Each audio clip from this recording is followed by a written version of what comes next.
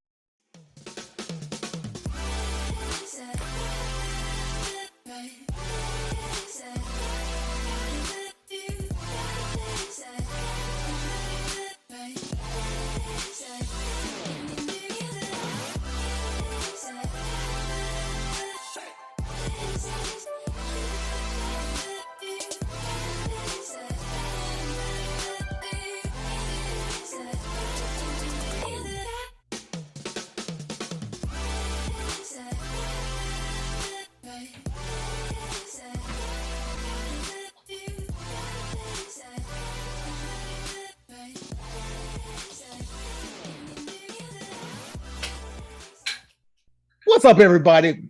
Happy Wednesday evening. Oh my God, welcome to another session of Urban Birds and Bees. And we're coming to you with part three, three-part series talking about Black, biracial, and light skin. How's everybody doing out there? My name is Kerry Neal. I'm your host and moderator for Urban Birds and Bees. And oh my God, guess what we got going on? We've had the first podcast that featured our light skin and biracial brothers and sisters talking about their issues and challenges within the Black community. Then we had a second podcast talking with, I should say, our darker hue brothers and sisters, talking about some of the challenges they have with some of our lighter hue and biracial brothers and sisters, and some of the dynamics they go through just as being, African-American in our society. Now we're bringing them together to see what we can do, to try to resolve and bring an end to this divide. So again, oh my God, this is going to be quite the interesting show. And we got people from all around Southern California. We've got folks from hot Atlanta. We got folks from all the way from the Big D in Dallas. Man, this is going to be something else. So it's going to be a little riveting, but you know something? We're all about solutions. So let me tell you a little bit about Urban Birds and Bees. Urban Birds and Bees, is a podcast that provides an emotionally safe space. This is an emotionally safe space. This is a virtual cookout, okay? To have honest, healthy, and provocative discussions about dating, relationships, sex, love, Black culture, pop culture, self-worth, and personal growth to help you become the best person you can be in a relationship and help you to be able to identify who's the best person for you in a relationship. But we're going to focus a little bit more because we typically talk about relationships, dating dynamics, and things like that, and trauma, suppressed trauma that may preclude you from having an amazing relationship. But today we're going to focus a little bit more on the Black community in this terms of the Black culture, self-worth, and personal growth area as we talk about colorism in our community. Now, the purpose of this particular podcast, as I said, this is part three of a three-part series, right? The purpose of this podcast is to explore and review the prevailing themes of colorism in the Black community and its impact to find solutions to the end, to end it within the Black community. So we're all about trying to find solutions this evening, okay? And so again, we got people here, again, we say from the first podcast, the second podcast, and here we are, we're wrapping up with podcast number 3. Now, let me just talk a little bit about how this all sort of came together, as I mentioned on the previous 2 podcasts. So having conversations with a well-known executive producer on different TV shows from Oprah to Dr. Phil. Her name is Lori Reed. And so while she's become somewhat of a fan of our newly launched podcast, we began to talk about some interesting subjects that, impact our community. And we began to talk about colorism, and she being an African-American woman, but who is biracial, she has a white mother. And she talked about how some of those dynamics have what she would go through. And then we began to kind of plow through some of those things. And I began to talk to my other friends who are African American, but are biracial and light skinned. Oh my God, I couldn't believe what I was hearing. And some of the things that suppressed trauma that, so I began to talk to some of my darker hue brothers and sisters and some of the things and their reactions to our lighter hue brothers and sisters. And it's been very interesting. Issues of favoritism, privilege, shrinking. It got really interesting and really dynamic. So we're not going to prolong this too much longer. We're going to dive right in, but we want to also present to you two of our panelists who are our experts for this evening. The first one is Dr. Elizabeth Stanton, who's a licensed clinical psychologist, and currently she works as in private practice, in Point Loma, which is near San Diego. Some of you guys don't know what Point Loma is, right? In addition to treating individuals, families, and couples, she conducts psychological evaluations, substance abuse assessments, child custody 730 evaluations, and bonding assessment. She is certified in child and adolescent anxiety treatment and has served as an expert witness. Now, she's going to be kind of weighing in on some of the psychological impacts and effects of what goes on in our community as pertains to colorism, which would be very interesting. So she graduated from San Diego State University. Wait a minute, San Diego State, they're in the Final Four. Oh my God, San Diego State, go ahead on, right? Where she received 2 bachelor's degrees in English and in psychology. She went to Wesleyan University, where she received her master's in arts in psychology. And she also attended Southern California Seminary, where she received yet another Master of Arts and then a PsyD in clinical psychology. So I want to give a big round of applause to Dr. Stanton as well. And then we also have, now guess what we have also? We have another expert on the panel, right? Now we got Tish Norman, who is a Pan-African studies expert and a Divine Nine history expert. Oh my God, I bet she's got a lot to add to the conversation. We're looking forward to hearing from her. So Tish Norman is a lead trainer and founder of Transforming Leaders Now Incorporated, a consultancy specializing in diversity, equity, and inclusion. And, she also does corporate training. And so her most popular presentations include Mindset and Motivation to be Successful in College, Dismantling Biases in Fraternity and Sorority Life, and Memory and Black fraternalism. I think that's the word, right? I think we got it right. But anyway, that's going to be very interesting to hear more about this whole thing with the divine. So I'm looking forward to that. So she's also an adjunct professor, of African American history at Kentucky State University, her alma mater. And she also has a Master's of Arts in Education from Pepperdine University, and she lives in Hotlanta. What's up? What's up? What's up? So without further ado, we're going to dive right in. Now, first of all, what we're going to do, we want to let you guys know that we have 4 categories, okay, on which we're going to be talking about this evening, right? And it's great to see everybody here, and you guys all look fantastic. You guys all look fantastic. And we hope that you look as fantastic by the time we get to the end of this, okay? So anyway, so first category is the problem. We're going to kind of talk about the problem, and then we're going to talk about shrinking. And we'll describe a little bit more what shrinking is. Then we're going to dive into privilege, right? We're going to kind of really explore and really talk a lot about that, what privileges that certain people may have within the Black community. Now, again, these are dynamics we're talking about that take place within the guardrails of the Black community. We're not talking about what goes on outside of Black community. We're talking about what goes on within our community, right? And then we're going to wrap up with solutions. And we're going to see what can we do to bring a result. But we really want to get down to the core issue. So what we're going to do before we start that discussion, we're going to kick things off with a video, okay? So what we're going to do, we're going to cut to the video and we're going to discuss on the other side.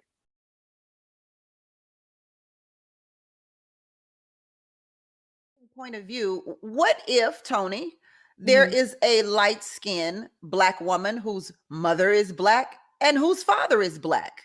Yeah, and this is exactly, I'm glad you asked that question, because I feel like from both perspectives, this is honestly more so a societal problem. And that's why I even said I made a video about this on my YouTube channel when I said that I feel as if you honestly should identify what you feel you most fit, because as you guys stated, Crystal and Mona Lisa, that from your cultural standpoint, you feel like you are a Black woman. And that's like from your experience. That's like your experience completely.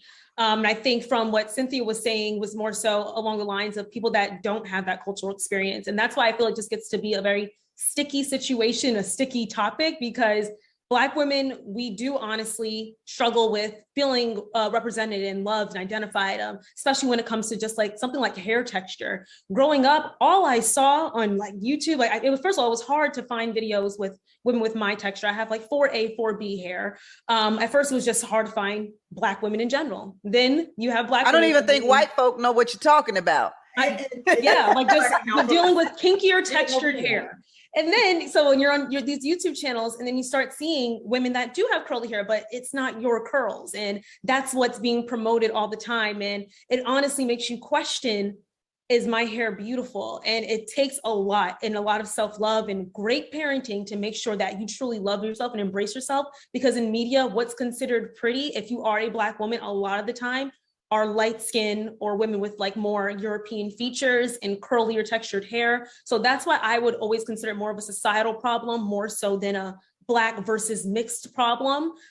There are people that feed into the stereotypes and feed into the issues, but it definitely is something that we see a lot, because media is what we see every single day, and it is a problem in society. Ooh, talk about the problem. Sounds like we had a little issue with self-esteem there, because one is sort of preferred over the other. Hillary, we're going to start with you. What was your reaction to the video? Give us your thoughts on that. Ooh, I can relate. But hold on, before you give your comment, do you need to just go whoosah and kind of breathe? Maybe I should just, MJ, maybe we should give them a minute to just breathe and whoosah that out for us before we dive right in. You know what, 5 seconds, we're going 5 seconds.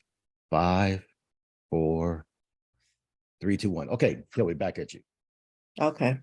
I can relate to her, and I agree in a lot of ways, mostly of everything she said. It's funny when she was saying like it's a society thing.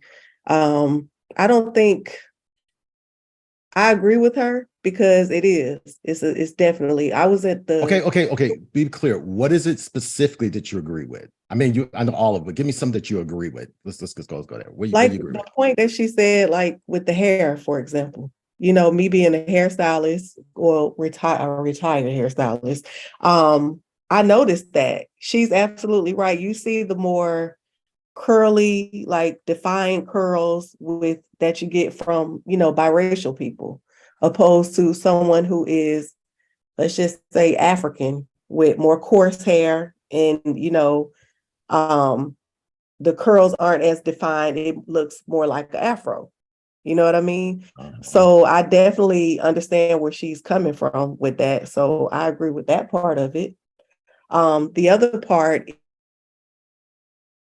you look on TV and stuff like that, especially, she looks like she's a lot younger than me, but me coming up back in the days in the 70s and 80s, I didn't see women my color at all. You know what I mean? Like, you just didn't see them like that. So who do you identify with? Interesting. Stone, bro, talk to us. Your thoughts. Well, I had a question. Listening to Hillary answer the question, the video, when are we talking about? When she was talking about what they see most of is curly hair and this type of hair, are we talking about like now?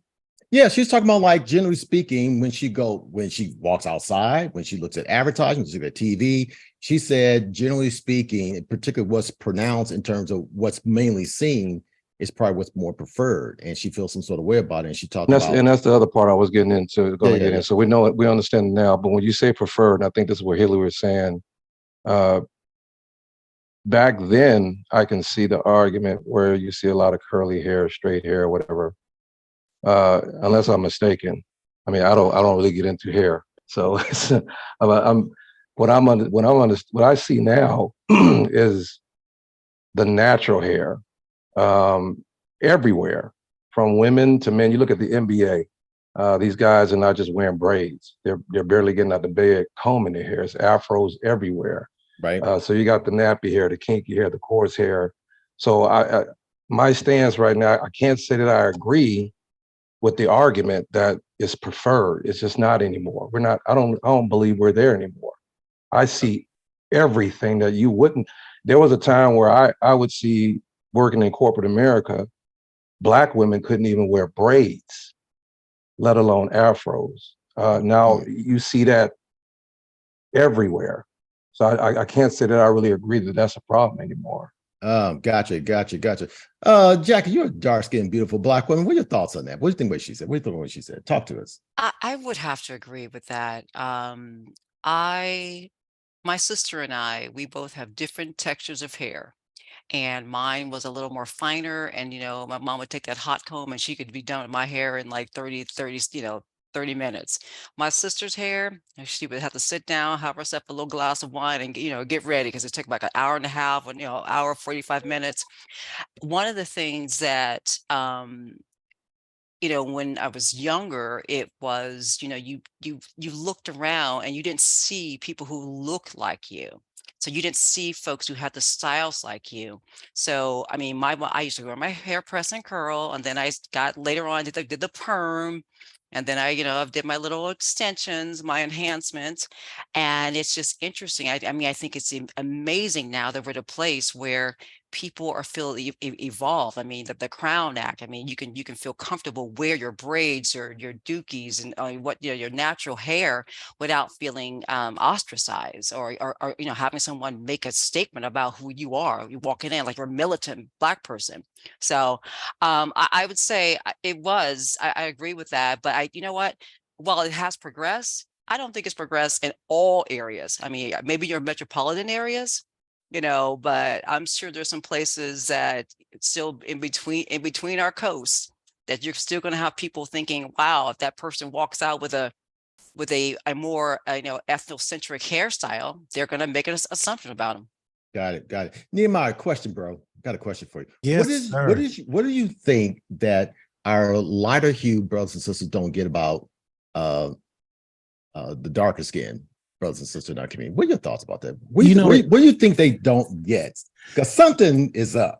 Talk to us. Absolutely. There's still a highly perpetuation on TV and shows and media in marketing campaigns for the curly hair, light skin, because it makes people feel safe, right? It's just this awkwardness that we need to do for white supremacy to make them feel safe. And if we have the more straight haired, dark complexion woman, that is not the typical impression that is given out to society that makes them feel safe. So it's still this act that we're doing in order to make a certain audience feel safe. They make them feel fun. They will relax. I can bring you to my party. I can invite you somewhere. It's still an inviting appeal that is still highly, highly sought after when it comes to media, when it comes to movies, when it comes to anything that you're doing from a marketing standpoint. It is still the curly hair. You're not getting a straight hair, dark skin complected woman or male. That is the stereotype that you want to see on media. It is still the curly hair, even when you're doing the whole mixed race type thing. It is still it's still the light skinned, curly haired woman with a white guy or something of that nature when it comes to media. So it's still not us, but being highly perpetuated on media. Yeah. Crystal, so you were very vocal in our first podcast. I really appreciate your honesty and so forth. I mean, you came with it, right? Let me ask you something. So you just heard what Nehemiah just said. So from your vantage point, what do you feel as though that our darker skinned brothers and sisters don't get about what's going on with, being biracial, and then also with other lighter skinned brothers and sisters of our community? What do you think? What are we missing? Talk to us. It's such a loaded conversation, and I think that what we really get to focus on as the solution is being responsible for our own reactions and our own triggers, because there's so many layers to this. Like I see in the chat, Arnold's like, we don't got no preference, or white people don't have a preference. So it's like, we've really made it clear that this divide is happening amongst us. And I think one of the big things for, as a light-skinned woman who I change my hair every 2 months. Everyone who knows me knows. If you look at my pictures, you will find a different hairstyle across the board. And I think that's how I celebrate my Blackness, is that I have that ability to switch it up. I've been told by so many people, but always white people or non-Black people, you're just so lucky you can do that. I could never do that. I could never rock that hair. I could never do that and change it up, right? And so it's one of those things where I just feel like we as a people individually, no matter what color we are, get to be responsible when we feel triggered to understand, are we projecting? Are we internalizing? Are we going to a moment where we felt left out? Because I would say, and I think where I was so vocal on the first one was because I identified it as a white girl, because I was raised by white people. My mother is white, and my babysitters were white. So I personally feel more comfortable in white circles, in the sense of I'm used to being the token Black girl, but I can kind of blend in because I got a lot of whiteness to my cultural embodiment, I guess. But when I'm in Black circles, that's when I feel like I got my weave. I'm like, dang, look at the timing of that, because they was talking about that hair, and I was like, well, are we going to talk about this, right? I had to think about it, and I've never thought about that before. So I'll stop right there. But I think, to answer your question, it's an inside job. It's not a them. It's not a media thing. It's a us thing. And when we start to change it from within, then we will be that change that we're looking for across the board. Okay, gotcha. Yeah, because I actually thought a stranger was on the screen when I saw you got your new hairstyle, and so I said, "Oh, that's Crystal. It's a beautiful thing." It's always new. Next week it might be buzzed off. You never know. Gotcha. So EQ. So Crystal just says an inside job, bro. So saying that, maybe we are lacking something internally and whatever else. What's your reaction to that? I think it's I can agree with Crystal to a certain degree. I think society plays a role on how we all think and react to things that we see. I mean, if you look at the commercialization of the whatever they call the look, for example, I seen I want to say it was a Dior commercial.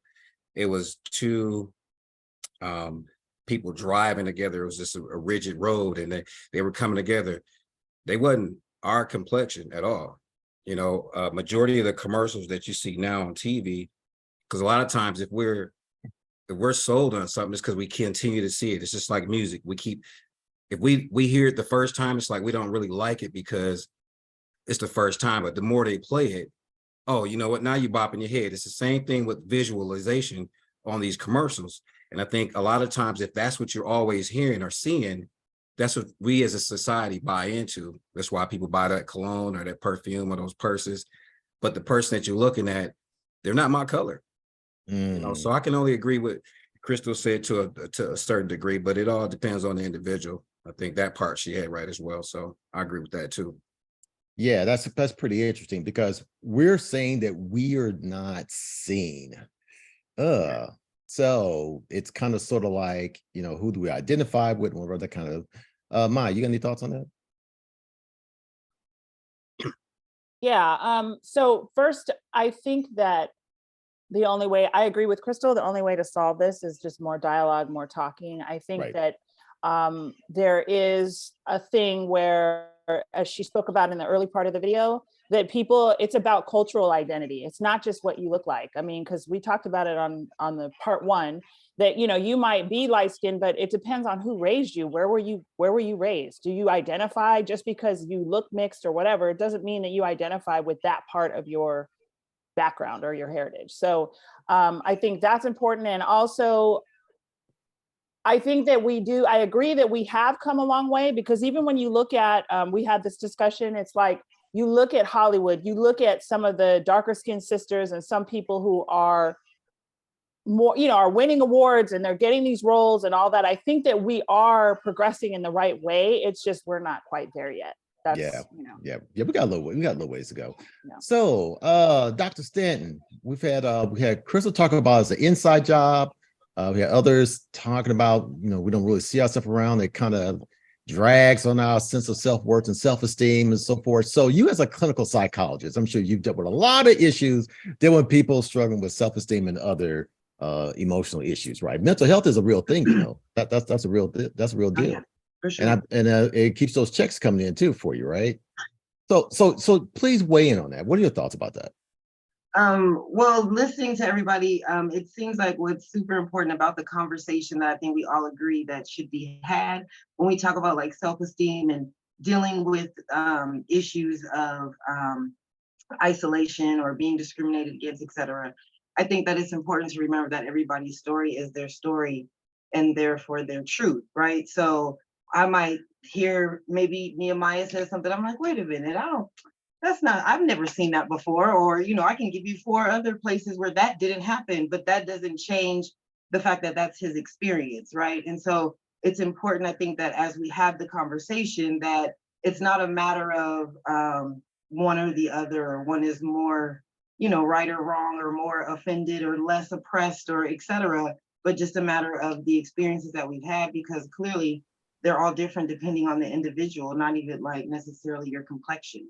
But on that same note, I just think that that's important to honor your own story and to be willing to share that in a place like this. But if we can all kind of promote that everyone's story is their own, whether we agree, it might sound like something crazy, but if that's what it is, then that's what it is. And I'm not saying you said something crazy, Maya. I just was using you as an example. Well, but here's what I want to kind of clarify, right? So if in fact someone is struggling because they're in a society and within their own community, it seems like they're not celebrated, and I can certainly appreciate, you know, having greater esteem and things of that nature. But from your opinion as a psychologist, I mean, is that something that is, I mean, if they're kind of struggling with some things and kind of lashing out, is that really a challenge, or is that expected when they are in an environment where it seems as though they're not being celebrated? Well, I think it's just human nature, no matter what is the culprit for the issue, right? Whether it's being not celebrated or overlooked because of your color, etc. But just having that experience as a human being comes from, you know, not being heard. And so again, if we're talking about healing from within, then we have to be able to do that with each other, because that's kind of like the starting point of someone coming to that place of, you know, kind of losing it a little bit, or feeling that way, just feeling so pressed about it all because they're not being heard. And so that's where it starts. Interesting. So Tish, please talk to us. Now, you have a level of expertise in the Pan-African studies, and particularly that of Divine Nine. That was very interesting. I've never heard someone who was a Divine Nine expert, but welcome to the panel. It's a beautiful thing. So you've heard a lot of things been said here. Give me some of your thoughts about what has transpired. What are some of your thoughts? How would you weigh in that, particularly in light of your research with Pan-African studies, excuse me? Well, I love all things history, right? I think in order for us to get a clear understanding, like I'm a conduit of the Sankofa principle, right? In order to know where we're going, we need to know where we've been, where we've been. Yeah, talk about that.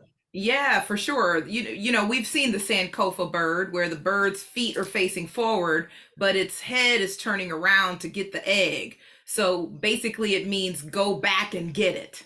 That's what San, Ko, and Fa mean in the, you know, in its origin in the with the Akan people. And so we have to go back and get it.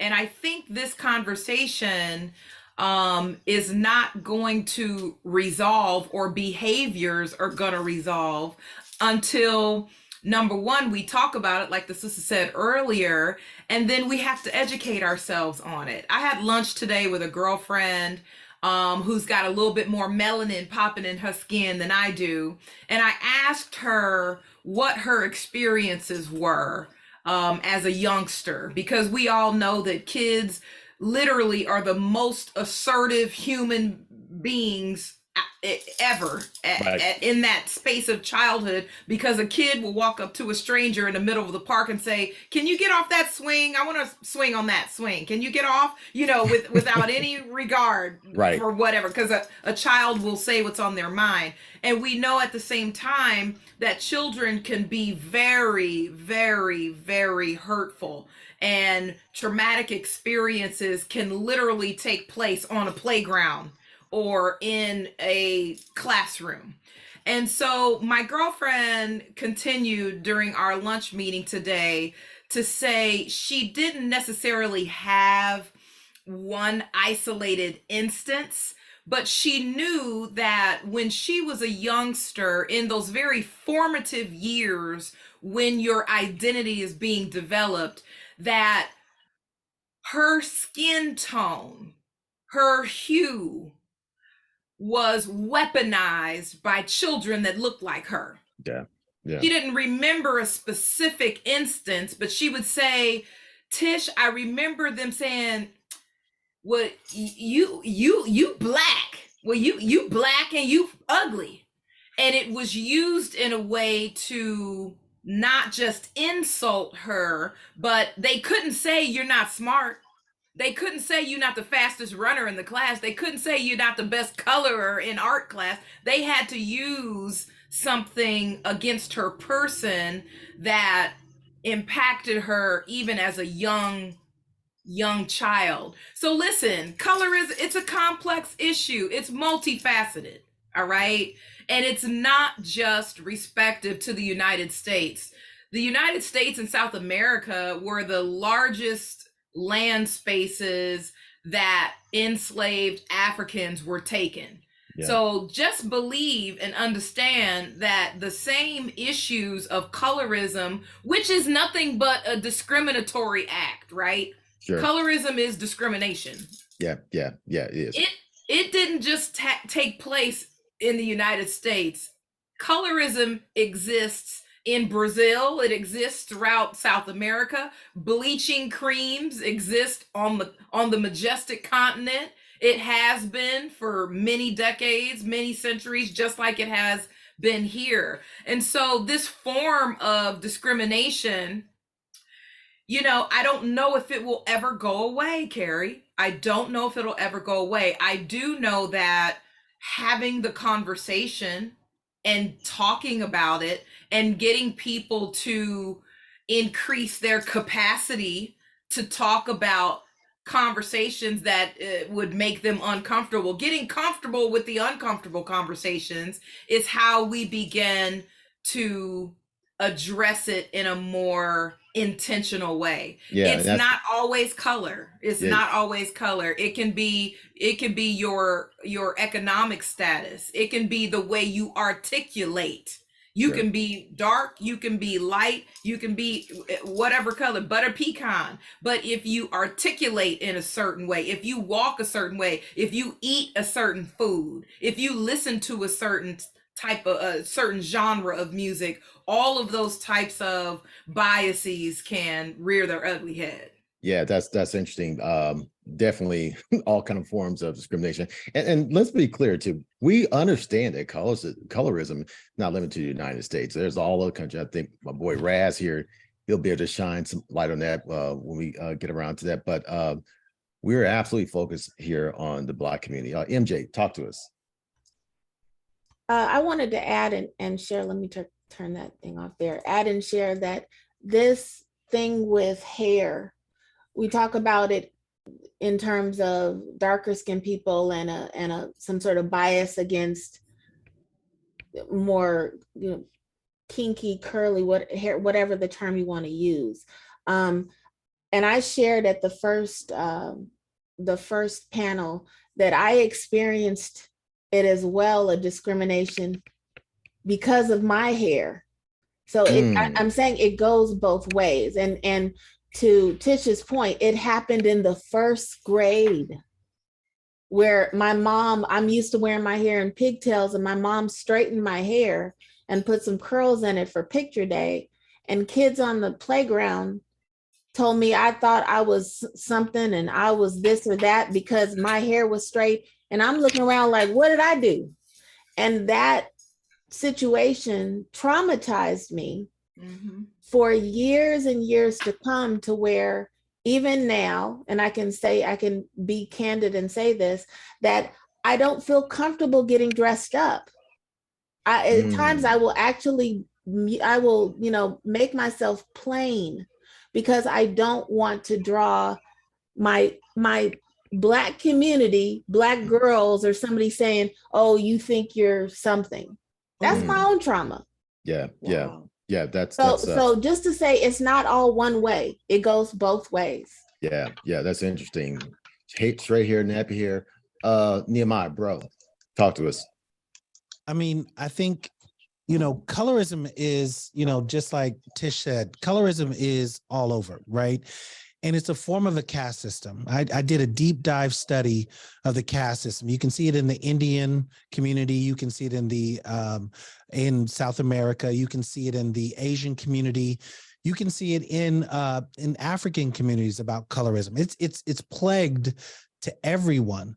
But I guess the question is, how do we make it to where the analogy that you gave as far as a kid, making a statement to another kid at such a young age, where does that derive from? Where does that come from, to where a kid is already showing signs of colorism at such a young age? Where is that depicted from? So that's the question that I want to, round out in our Black community, to where is it such a social construct that even kids recognize it at such a young age? So that's my question. Okay, interesting. Yeah. We'll get back to that. Stone, bro, talk to us. I think Crystal had started this discussion earlier about how most of this is internal. And then just now, I believe it was, I just went blank on the young lady who was speaking. I think it was Tish. When you're saying not just by our skin color, but also our economic structure or things of that nature. Michelle touched on it as well. Before I was bald, my mom is Creole and my dad is very dark skinned. But my mom, if she was to come on here right now, she'll pass for a white woman. So I had the good hair. But this is what I heard. I would never hear this from anybody outside of my race, be it white people, Mexicans, it didn't matter. I would hear these terms: you got white people's hair. Or if we articulate a certain way, they would say, you talk like a white person. And this is coming from us. No white person have ever told me that. They have never said I have white people hair. They don't say I act like white. No other race other than my race has referred to me in the way I speak or articulate it, that I talk white. So in other words, and I've heard most people on this panel that are all Black people speak like they have education.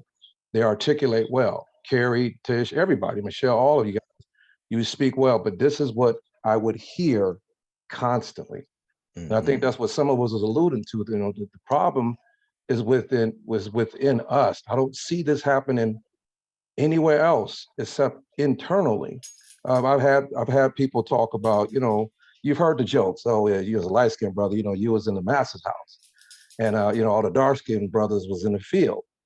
And I'm 57 years old, but I have never been in the field. I've never been a slave. I can't relate to that. Now we watch all this stuff, but this is stuff that we just carry on and carry on. And it's 2023, and us, will carry this on infinitely. So the question is, why? It's us. It's nobody outside of us. That's that continually put these tangibles or list us as this kind of person because we're light skinned, or that kind of person because they're dark, or if you have this kind of hair, or if you speak this way. I'm pretty optimistic because I'm hearing some stuff on both sides. You mean nappy hair gets talked about and then straight hair gets talked about? Oh my God. Okay, Tish, I see your hand. I want to go to a couple of panel members. I'm gonna get back to you. I'm gonna get back to you, Tish. So Erica, I want you to chime in real quick. What's your reaction to this? We're talking about this whole thing with hair and it seems like this stuff is going on both sides. Oh my God. Can you kind of weigh in this? And what are your thoughts? I mean, you're a beautiful, dark-skinned Black woman. What are your thoughts about something? What's been some of your experiences? Talk about that. I can probably allude to what MJ said. I mean, I was the same. I was dark skinned. I'm dark skinned, obviously, but when I was young, you know, the stigma is you're dark skinned, you're not supposed to have nice hair, or I was told, you know, you have long hair, you have straight hair, or that's not your real hair, or that's not your real hair texture. My hair will get pulled, right? And so that created like some sort of insecurities with me because I never thought about it. It was never a Do you thought. have I just had trauma from your childhood experience dealing with hair? I did for a while. I questioned it. Different I one? think Okay. so I work in education. I've been doing it for 14 years. And I can give you a really good story about I currently live in Arizona, and I have a 3-year-old. My son was 3 years old at the time when I moved here about 10 years ago, and he went to a Head Start.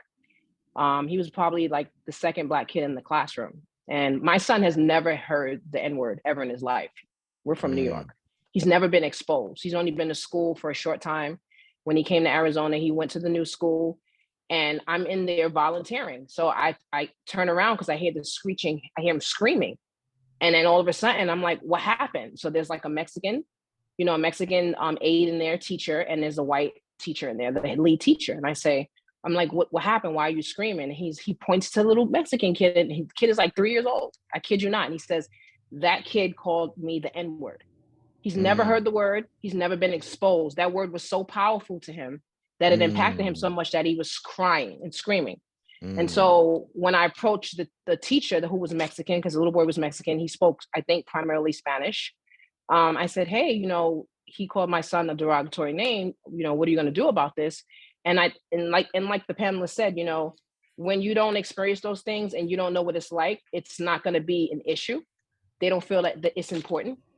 And this was the first time that I've experienced this along with my son. So I was very taken aback by it. I didn't know how to respond to it, and neither did my son, and nothing was done about it. They kind of just brushed it off. The parent wasn't spoken to. So this was indoctrinated, obviously, in the home. This kid has probably heard it in his home. It was introduced in his home. A 3-year-old is just not going to pick up that word loosely, and then knew to identify him, his skin color, and call him that word. He didn't call any other kid that word but him. So I thought that was interesting how, like you said, it does start from the home. It starts in the schools. And I think when you do hear it, you correct it, you know? And I think it starts from a young age, how you're impacted and how you teach it and how you incorporate it. And then hopefully it'll spread, you know, throughout adulthood. But sometimes that's not always the case. Sometimes it's too late, you know? So. Interesting stuff. Okay, so real quick, we want to go to, I'm gonna get Jason to weigh in on this. So Jason, bro, so I know you bald right now. It's all good, you know. I'm sure you had your J5 back in the day. Right? Yeah. So this whole thing. So I'm curious. Do you have experiences when you were growing up about hair, what the texture of your hair was, and did you experience that as well with other folks? I mean, what was your experience? I mean, I would always hear the good hair stuff, you know, blah, blah, blah. You know, you got an S curl, you got a perm, blah, blah, you know, whatever. Yeah, I think it's very typical in our community. But the thing that I was thinking about more than any is like the root cause of this is racism. This is white people doing, like, this is stuff that they've done to our community that we just envelop, and we just, like, somehow we act like it's our problem, and it's like, and we mad at each other. You mean like, the white man's the culprit? Get out of here. We didn't do this. I'm just saying, I think it's important as we start looking at, like, this stuff didn't come from our community, man. We didn't teach ourselves to hate ourselves. Like, this, white people did this. Half of my ancestry did this. You know what I mean? This ain't like, so I'm like, so I'm like, man, and I'm 52 now, I'll be 53 this year. Like, man, I'm just not in that. I'm not even engaging in that stuff. I still joke around, you know what I mean? Because we all, like, I even brought up when we had our meeting or whatever, our pre-meeting, and just, you know, like, man, let's just say that light-skinned dudes ain't went out of style. Let's just, you know, remember I said that comment just in a joking way, but this whole Willie Lynch syndrome, man, that's like, man, that ain't got nothing to do. Like, that's their issue, not ours. And I just don't know why we keep. I mean, I know it affects people different. I think there's two things, and I'm gonna be quiet. One is the trauma that thing has caused, right? There's absolute trauma. You can remember something that happened in first grade, that ain't good. I mean, something bad, right? I mean, especially if you're in your 40s. But so that's one part. We got to deal with the trauma. But the other side is like, man, whose problem is this? And why are we mad at each other about something that they did? I just feel like, man, I'm just too old. I'm not doing that no more, man. I'm not blaming nobody black for feeling that way. If somebody has a problem with me for being light skinned or whatever, it's whatever, man. I'm just not gonna, you know what I mean? I'm not gonna advise it or do nothing. I realize it's not I didn't start it, and neither did the person who might have that issue with me. So, but yeah, I mean, that's that whole light skin stuff. That's why we having a conversation, because it's all of it is, you know what I mean? For sure. 100%. Hillary and Chris, I see. I'm gonna go to EQ real quick. EQ, bro, talk to us. What are your thoughts about some of this? Man, I'm glad you called me out. Jason, how you doing this evening? Doing well, guy. That's good, my man. Listen, I disagree with what Jason just said. It's not from the white people. Colorism started within our own communities. It's like saying from birth, if you grew up as a black man or woman, we all were open to whatever we seen and heard. And it come from a white guy or a white woman. For me, we going to school. I'm on the school bus. Family reunions. And if my cousins, my own people, it's in the community. Well, we're gonna do monkey in the middle. You the monkey in the middle because you the black one. Or did you wash up? Did you take a bath? Because that gotta be dirt. It's like those are the things that happen in our own community, but within our own sisters and brothers and our family members and friends. And it come from a white person, Jason. Not for me, in my community, it didn't. It's colorism is real, and it's within our own people. Where it derived from, I have no clue, but I know it's not white people. I just know it started in our own communities. So if I already feel like as a young man growing up that I'm inferior to my own color, right, being dark-skinned, then the other people that's opposite of me are going to talk about me because that's what the thing is. And so now I'm being teased because I'm a darker complected African-American male from my own people. It derives from inside the community. It's not a white thing. They called us, white, or the white people when you had, I grew up in the 70s and 80s myself. And were we chased home by the skinheads? Yeah, the streakers. I remember all of that. But I got called nigga from my own people. I got called blackie from my own people. It started within our own community. So that's the conversation we need to have. It's not coming outside. All this is from the inside. Q, and I apologize real quick. And I'm gonna be brief with this. I'm gonna be brief with this. One of everything you're saying, I'm gonna try to split this down the middle. Most of my points are going to be where we are right now. That yes, it is coming from us. But one of the main things you said in your comment, so I'm inclined to agree with you, but one of the main things you said in your comment is I don't know where it started or where it came from. So let me hit you right there. Please hit him with some absolutely did start from white people. Yes. Now here's the key thing. It started there. And I see one of these guys on here, Arnold, that he's been chiming in a lot, and I appreciate your comments, Arnold. He says, as a white man, I never knew this exists. And I please take this the right way, Arnold. You're one white person in a planet of 1 billion white people. So there's a lot of things I don't know as a black man that black people do or white people do. But one of the biggest things you said, EQ, and I have respect for you, is you don't know, but it did start from white people. Now, that aside, this is the part where I argue, right now, we the one who continuously carry it. Hence, where did nigga come from? I'm sorry, let me get that right. Not nigga, where the nigger Gotcha. come from. Okay, it came from white people. All right, that aside, who continues to carry it? We do. That doesn't mean that they don't still call us nigger, but we kind of put a flavor on like nigger. But who carries it on? We do. Where did it start? It started from them. Okay. The Okay. separation of our skin started from them, but Yeah, we you know what? carry it. I would have to agree with you there, Stone.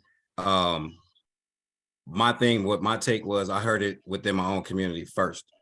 I didn't hear it from a white person, so that's really what I wanted to make a key in on. But Right, but it was an inferiority study that was actually done by a doctor that basically classified people because of the continuity that we were having with other indentured servants.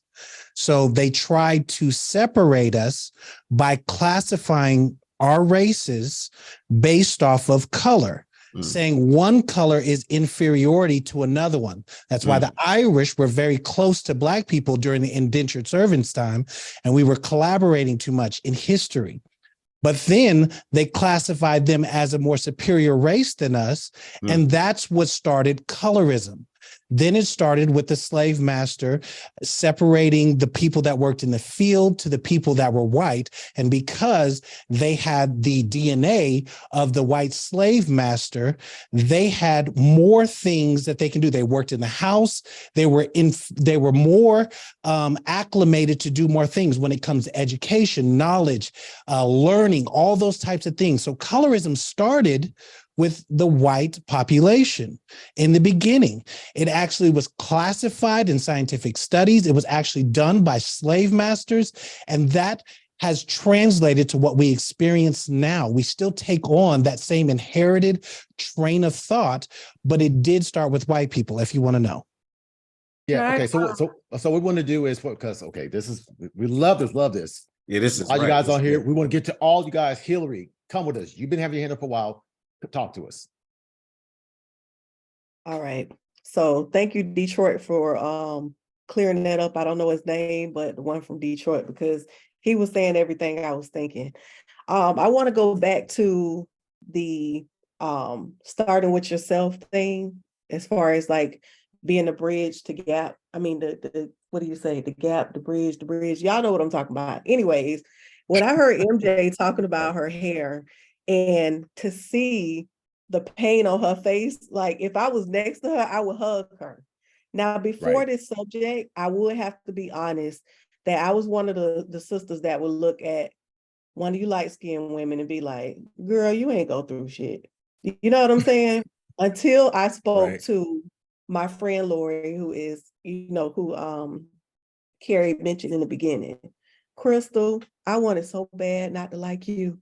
I wanted so bad because I could not connect until I thought, damn, I connect with this girl. You know what I mean? But it was because of your color and you saying that, no, I identify as a white woman. Your white mama raised you, right? But I was so mad at you in the first 5 minutes because I was like, girl, you with us. You know what I mean? Like you over here with us. But the more and more I paid attention and I opened my heart to listen to you, the more I saw you as one of the most transparent people on the panel. So that gives you an opening to have people to not like you, but it also let me know the things within myself, the insecurities that I have within myself that I say, girl, you got a damn problem. You got to work on that. Because you can't be mad at Crystal because she was light-skinned and raised by a white woman. And she say that she identified. She never said that she wasn't Black. She said she identified. But all I kept hearing was, this damn girl thinks she ain't Black and I got a problem with it. And then you show up with your AKA, and I'm just like, I like this girl. I didn't want to like your ass. I like you.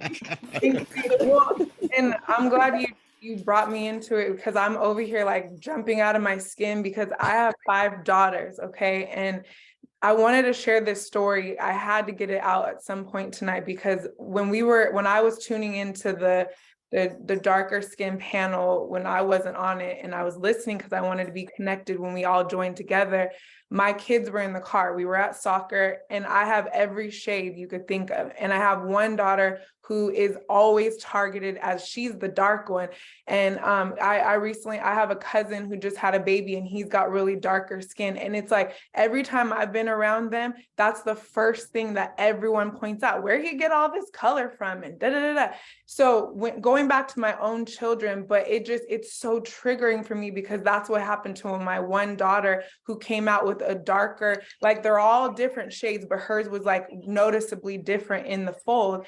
And she's been targeted since she was a baby from our own, as EQ was pointing out. It was their grandparents, their sisters. So this was the most heartbreaking thing that happened. So we're listening to the panel, and they're kind of tuning into the conversation. And my 4-year-old, who's, I would say, one of the more on the lighter side, she said, well, Charlie's Black. She said like that. And the way she said it was like, it's negative, it's not as good as. It was so disgustingly heartbreaking, because she's 4. And we didn't teach her that. Her dad is dark skinned, I'm light skinned. Her one family is white, the other family's mixed with everything. So they see everything. But I wanted to just come behind what EQ was saying, in the sense of it's being heard within the home. But then from what Jason was saying, that my daughters are learning this from TikTok, from YouTube, from Instagram, from TV, and from school, because we're not teaching that at home. We're teaching them that they're beautiful. So it was just so heartbreaking that. And then my daughter's just sitting back there. So what I wanted to ask the panel, I don't know how you want to lead this, Carrie, and I don't want to like take a new question, but I just want to pose it, and maybe we talk about it later or whatever, is how do we lift them up? Because what I noticed was, in that moment, I wanted to go to the defense, like, so what if she's Black and her skin's darker? And it was like, then one of the sisters was like, so like, it was almost like she wanted to ignore that she had darker skin, so that it wouldn't be bad. And it was just like, there was just so much balls of confusion of how to even respond and handle it. And so this is what I meant by it's an inside job, is all I could do is say, you're beautiful, and pull up pictures. I'm always showing her models on Instagram and women that are in pictures, to show her like, you're beautiful. And I don't know what else to do. So if there's things that you guys can share that has been a way to uplift without singling out or making it obvious that you're like, oh, you're going to have a problem, so let me try to help you. You know, it kind of feels like that. So sometimes you try to ignore it so that it doesn't become an issue. But then when you don't, you know what I'm saying? So I'll stop there. But so one thing we'll do. Yeah, go ahead. Yeah. What we'll do, we're going to get to the solution part. That's our goal. So we're going to get to that exact question pretty soon. Tish Norman, you've had your hand up for a while. We're going to get to you. Then we go to Jackie. Then we're going to transition to another video. We're going to dive a little bit deeper. Okay, Tish Norman, talk to us. Awesome. My hand's been up for a while. So I have a couple points. I'm going to go through them really quickly. So strap on your seatbelts. First thing, somebody said, this doesn't happen in other cultures, other races. It absolutely does. It absolutely does. Not just the colorism, but the diluting of your culture. I have been an educator since 1995, and I have taught everything from K through 16. And I have met children with an Angela Davis afro with 100% Chicano or Afro Chicano lineage.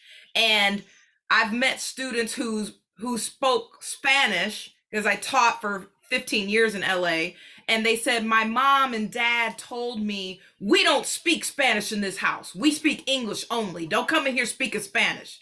So best believe that other cultures, as like Jewish people that have very curly and coarse hair like an afro, it happens in other cultures. Point number one. Number two, I bet everybody on here, panelists, experts, and attendees, our viewing audience, grandmama, auntie, uncle puts a special molasses or secret ingredient in that barbecue sauce, don't he? But yeah, grandmama puts some sugar or something in that potato salad.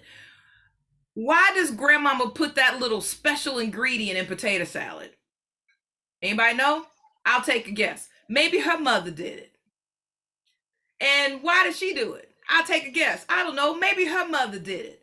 So we do these types of acquired behaviors, we don't know why, we just do them because mama did it. So parents are the first and best teachers. So when a child comes home and is crying or has a traumatic experience, that's an opportunity for what I call a teachable moment.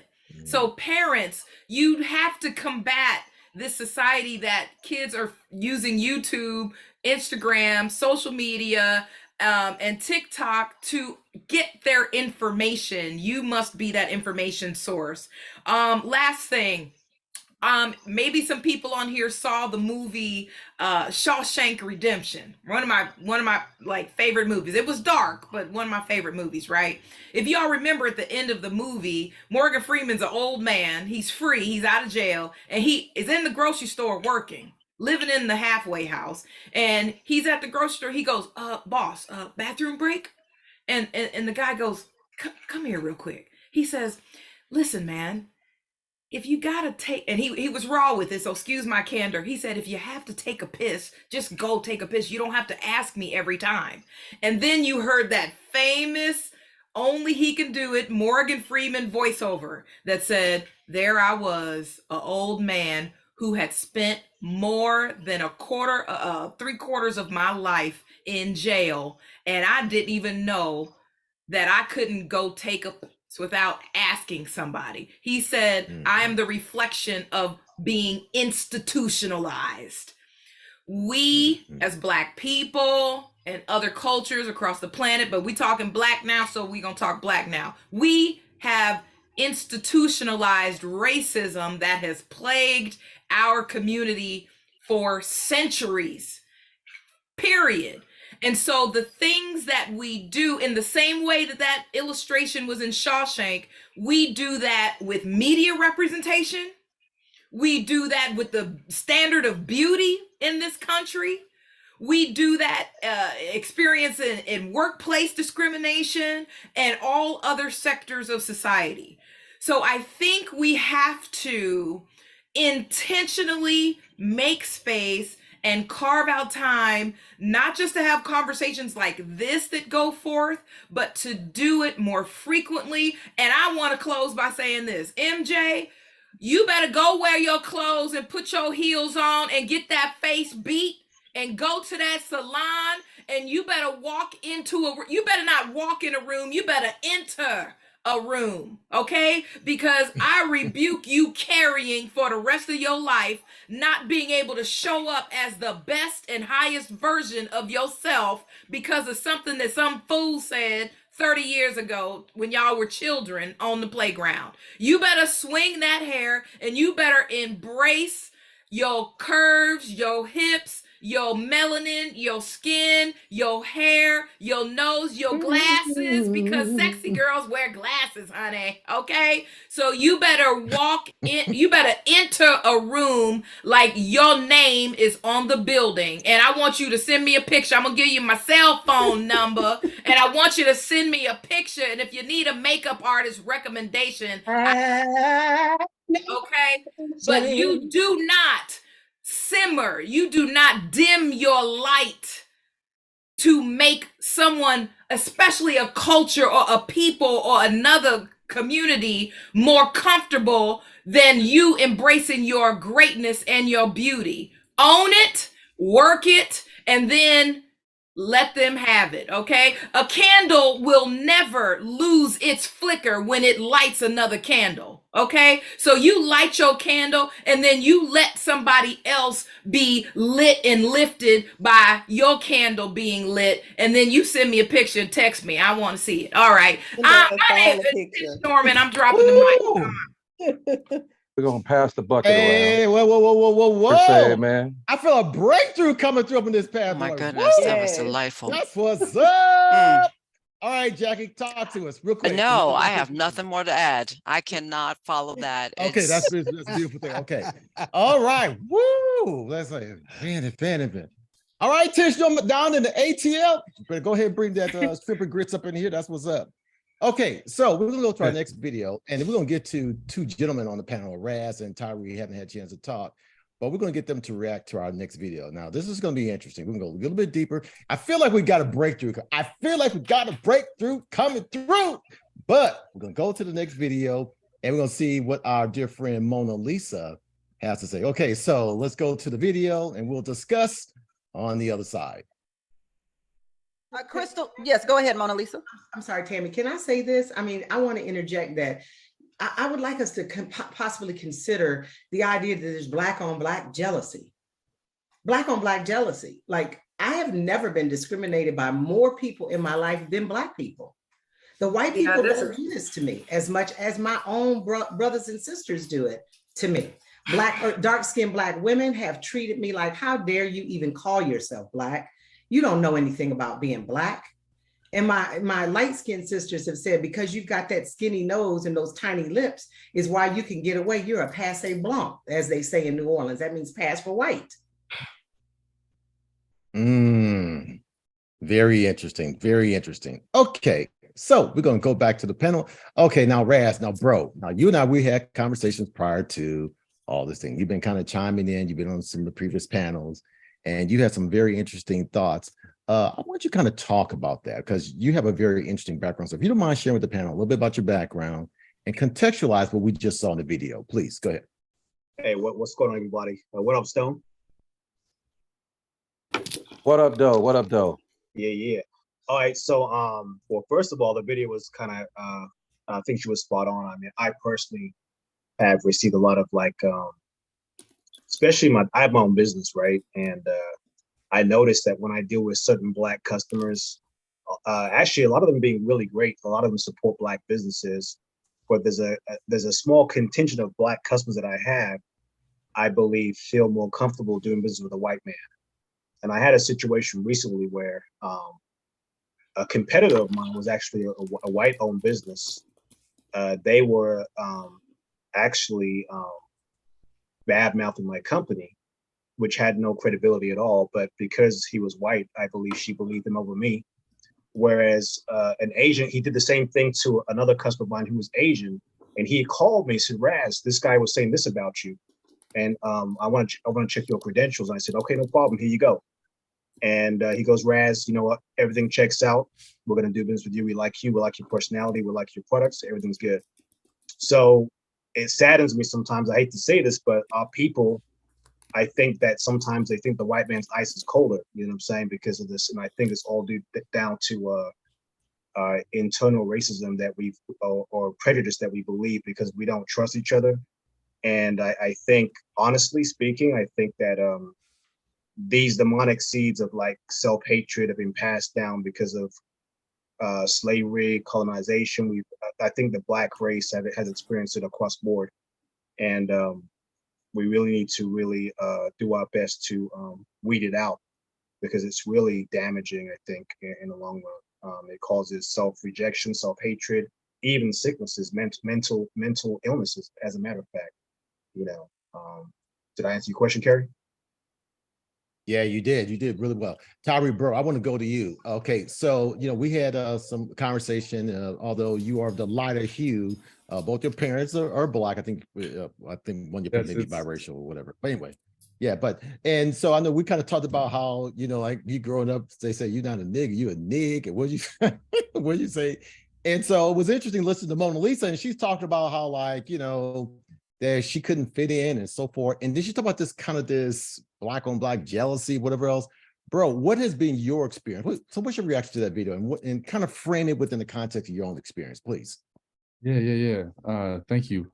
So as I'm listening to this, like every EQ said and Tish said, like, yeah, I've got it from my own community, but like, you're gonna hurt the people that you're around. Like just like the concept of black on black crime.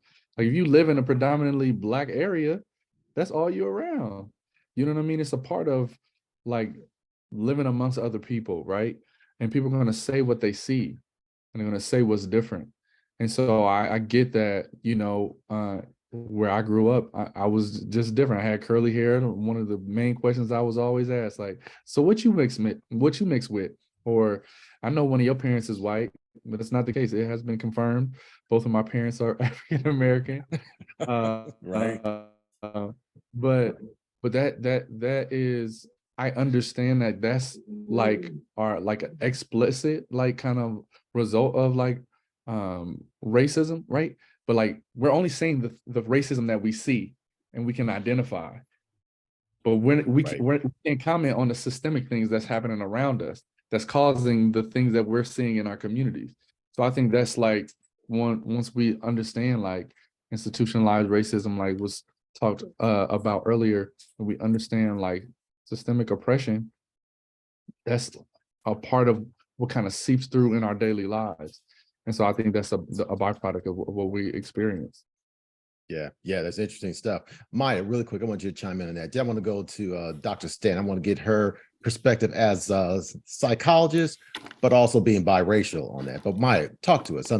Mona Lisa really talked a lot about this duality thing that's sort of going on wherever else. I know in the first podcast, you kind of talked about that as well, and some of the things that you went through in Orange County. Yeah. And so forth, and people saying discriminatory things and think they can get over them. But talk about that, please. Well, I think that it depends, again, where you grew up. So for me, some people think now that I'm an adult living in the Black community, it's like, oh, you have privilege, you don't have, and I mean, clearly, look at what Michelle was talking about. What I don't think people realize is that we all have struggle, we all have pain, we have all experienced things that are, personal to us.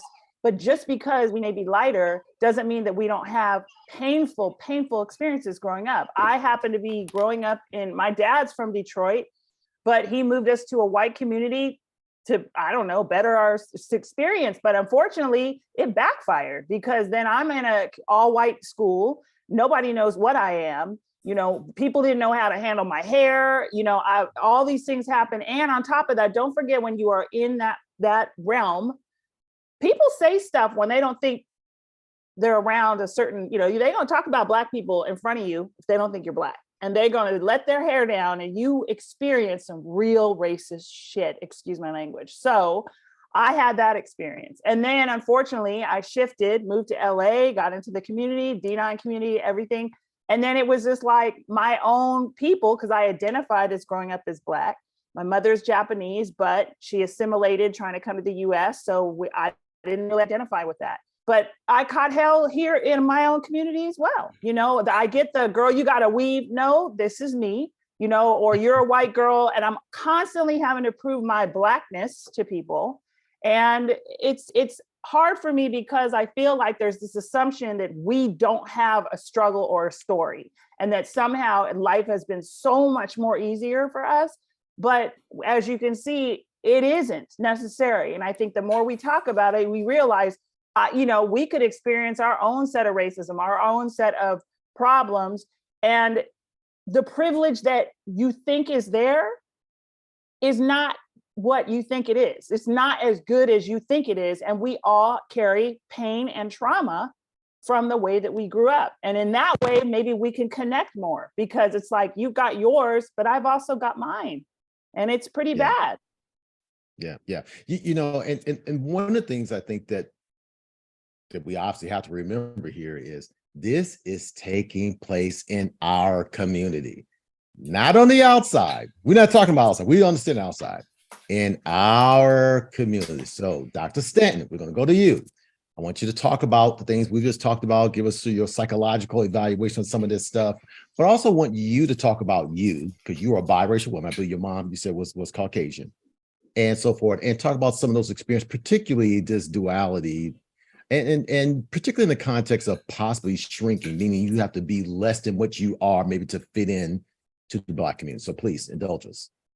Well, I think as it was pointed out, right, it all depends on where you grew up, the family you had, et cetera, in terms of how you experience this, no matter what your shade of, color is. And so in my own personal experience, when it comes to shrinking, and I think we kind of, when we were talking about this last time, I mentioned it then as well, but I think it's really important, as Sister Tish was mentioning, how important it is to be who you are, right? And so if that means you show up and MJ, you dress to the nines and you got on all your, whatever that is, your bling, your makeup and everything, just whatever you've been avoiding all this time, to be in your truth, because that is essentially like, again, where do we start if we're not being in our truth and just living, this is who we are, and being able to be accepted by our own people and beginning to do that at some point. And so I think what Hillary did was super cool, you know, just to be able to keep it real about her feelings and then to say that to Crystal and just to have that moment, like that's really powerful.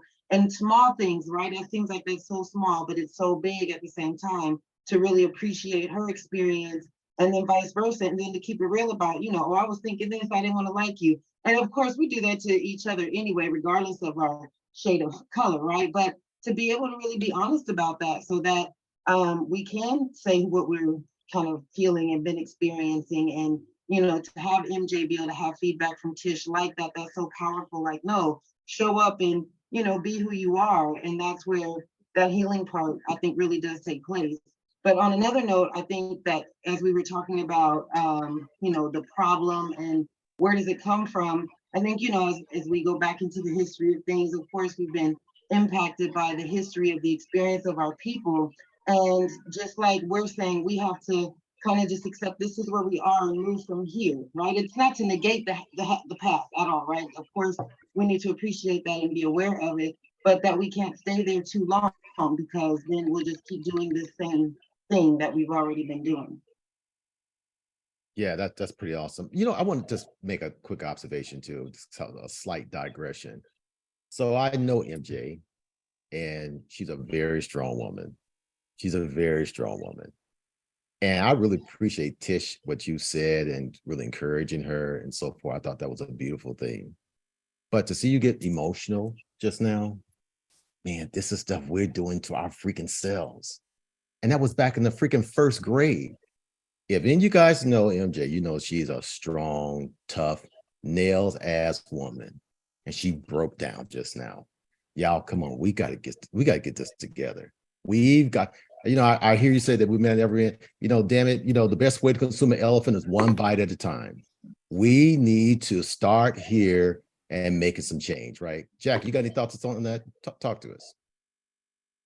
I was absolutely touched. And I actually I want to hug you, MJ, because just hearing that pain, it's just, you know, from so many years ago, just holding you back. And it makes me angry. We've got to stop this. We got to celebrate one another. We got to look up and see, you know, there's not a description. Is he light skin or dark skin? That is my sister. That is my brother. We guys gotta, I mean, and so we have to stop perpetuating the nonsense, the divide, the conquer. So listen, all my light and black brothers, you know, dark and brown, whatever, all the hue. I love you all. So this is how we start this. It's just, I just, I just I can't hear it. I can't do this anymore. Yeah, yeah, yeah. Can I say Interesting. something, EQ, Kerry? bro.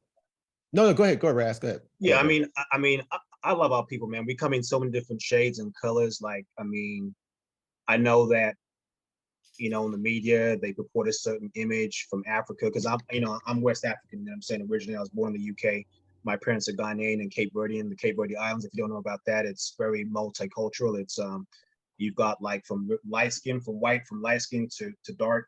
It's mostly like light skin. So there's a lot of like colorism due to the Portuguese who colonized parts of Africa. Who so the more you look like the oppressor or the slave master, the more you are the elite, so to speak. And so that's all over the continent, unfortunately. But it's getting a lot better. And I think the lady just talked just a minute ago said it correctly. If we just start really celebrating our differences and really coming together, like you know, dark chocolate, what I am, I think is beautiful. You know, cinnamon's good, you know what I'm saying? Vanilla's good too. It's all good, you know what I'm saying? We just have to celebrate each other and really stamp out those demonic seeds that were implanted in our people to really conquer, divide, and really cause a sickness, man, honestly. So that's my comment. Yeah, that's really good. EQ, bro, thoughts? Man, my thoughts are simple. It's like, I think this particular panel, this particular conversation, the subject matter needs to be you need to put together a tour. I think a lot of us, I'm learning from being a darker complected young man, to people that are not my color that are experiencing some of the same issues. And I would have never knew that without this panel, without this discussion. I think this is probably one of the discussions I've never really been a part of or heard in my community. I think it needs to be, I think it was Crystal and Tish, both of those ladies spoke on it. This is something that needs to be encouraged at home in family discussions. I do a family forum, whereas we discuss these type of issues. I want my kids to be able to open up and be able to speak how they feel. And I think it was Crystal that said she had 5 kids, and they're having some difficulties with this particular subject matter. But I think it starts with us being able to have these discussions openly, honestly, and being transparent with our kids and being leaders by example, because we've all, being older, have experienced these things, and teaching them how we can overcome this. And it starts with this.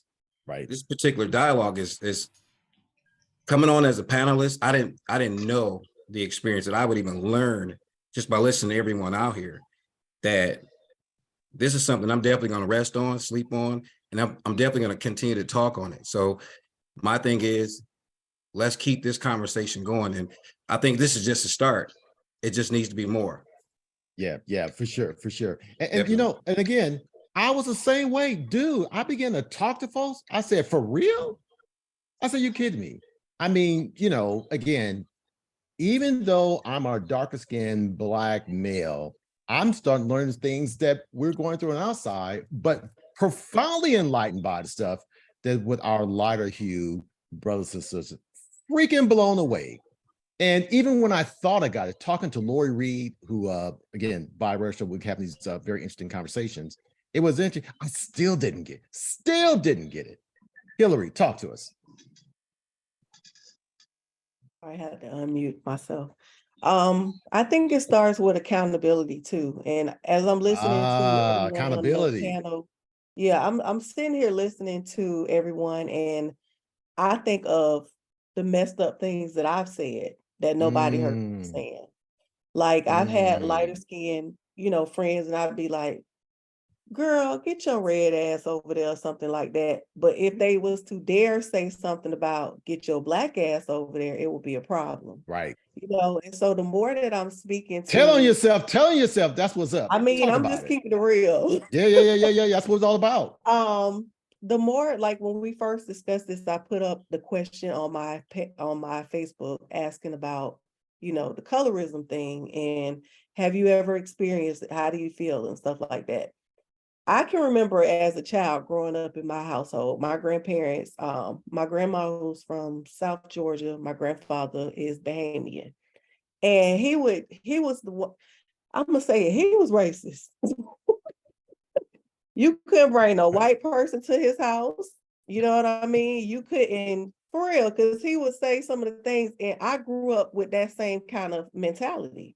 And then once I started having children, I think I shared this with you, when I was listening to Crystal and really trying not to like her, I saw this little brown baby run up on her. And I was like, oh shit, she got her kids are darker than mine. You know what I mean?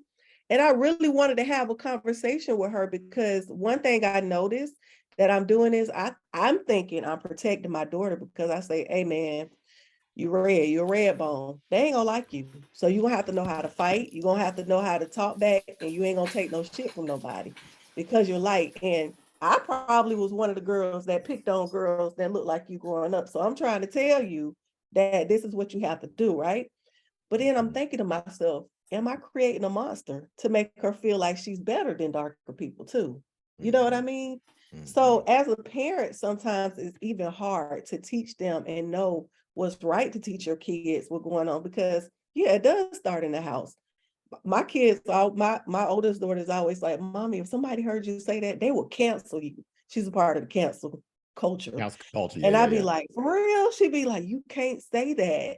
So it's a lot of times we say stuff, our mentality is kind of fixed in a way I just started working on myself last week. From listening to the lighter hue brothers and sisters talk about how they felt.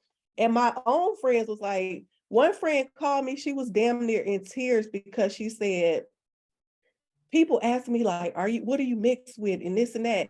And she say, she be so like, she's her, she be like, I'm Black. And I was like, well, girl, I thought you was mixed with something too. You know what I mean? I just never asked, but I assumed that too. Right. So I think a lot of times we have to hold ourselves accountable of how we, treat one another as far as like not hurting our light.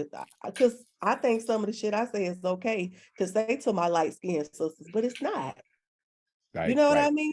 So I think, like I say, it starts with you having accountability, and mine started last week. Got to start Yeah. somewhere. You gotta start somewhere. Just really quick too. Like for instance, like we say, dude, chill out, dude. Do you acting light skin or whatever? We have these ways of saying things that we sort of normalize and figure it's okay, and it's not. It's not okay. Tyree, I think you had your hand up, bro. But did you have your hand up? Yeah, that was earlier when Maya was speaking. It was fine. I want to just comment. You good? Yeah, I'm good. I forgot what it was now. But Yeah. while I have my Hillary, I just want to give you so much love and kudos for your authenticity, your vulnerability, and sharing. Like it's really, really dope to see, because this is the type of conversations that we need to be having on both sides of whatever the issue is. And so, Carrie, I wanted to say also thank you for providing this space. Yeah, man. You know what? We got to champion the community, because if look, somebody's got to do it, right? And you guys are making it possible. And let me say, much love to Hillary for keeping it stacked, keeping it real. But that's why all you mofos are on here, to keep it stacking, be real, right? Let's not just start with her. That's all you guys. We're gonna go ahead and go to Jason, bro. I know you're gonna keep it. You're gonna keep it buck. Go ahead, bro. Go ahead. I want to say simply, Hillary, thank you. You are a reminder of the power of the I statement. It's easy to say we, and no, I, and I take responsibility for myself. And I think that's probably the most important thing that we could ever do. And we got, 16 people on this screen, or 15, and the power of the I statement and what that does for us. I can say we, you, us, and it takes the power away. And I just want to say you are a breath of fresh air. All you said was I, and it's so empowering. And I just wanted to commend you and say thank you. Yeah, she ain't trying to pass the buck. She put herself on blast. Hey, hold on. And where are you from? Are you from Texas? No, I'm from Florida, but I moved to DC from Atlanta. So ooh, DC. I'm gonna be in DC in May for my daughter's graduation from the Mecca. So okay, cool. Hook up. All right. All righty. Okay, cool, Jeff. Okay, Stone, we'll go to you, and then we'll go to Nehemiah. What's up? First of all, what's up, Raz? When you said what's up earlier, I didn't hit me, but that's one of my old students right there. What's up, brother? Yeah, it didn't hit me. I was like, why is this brother calling me out?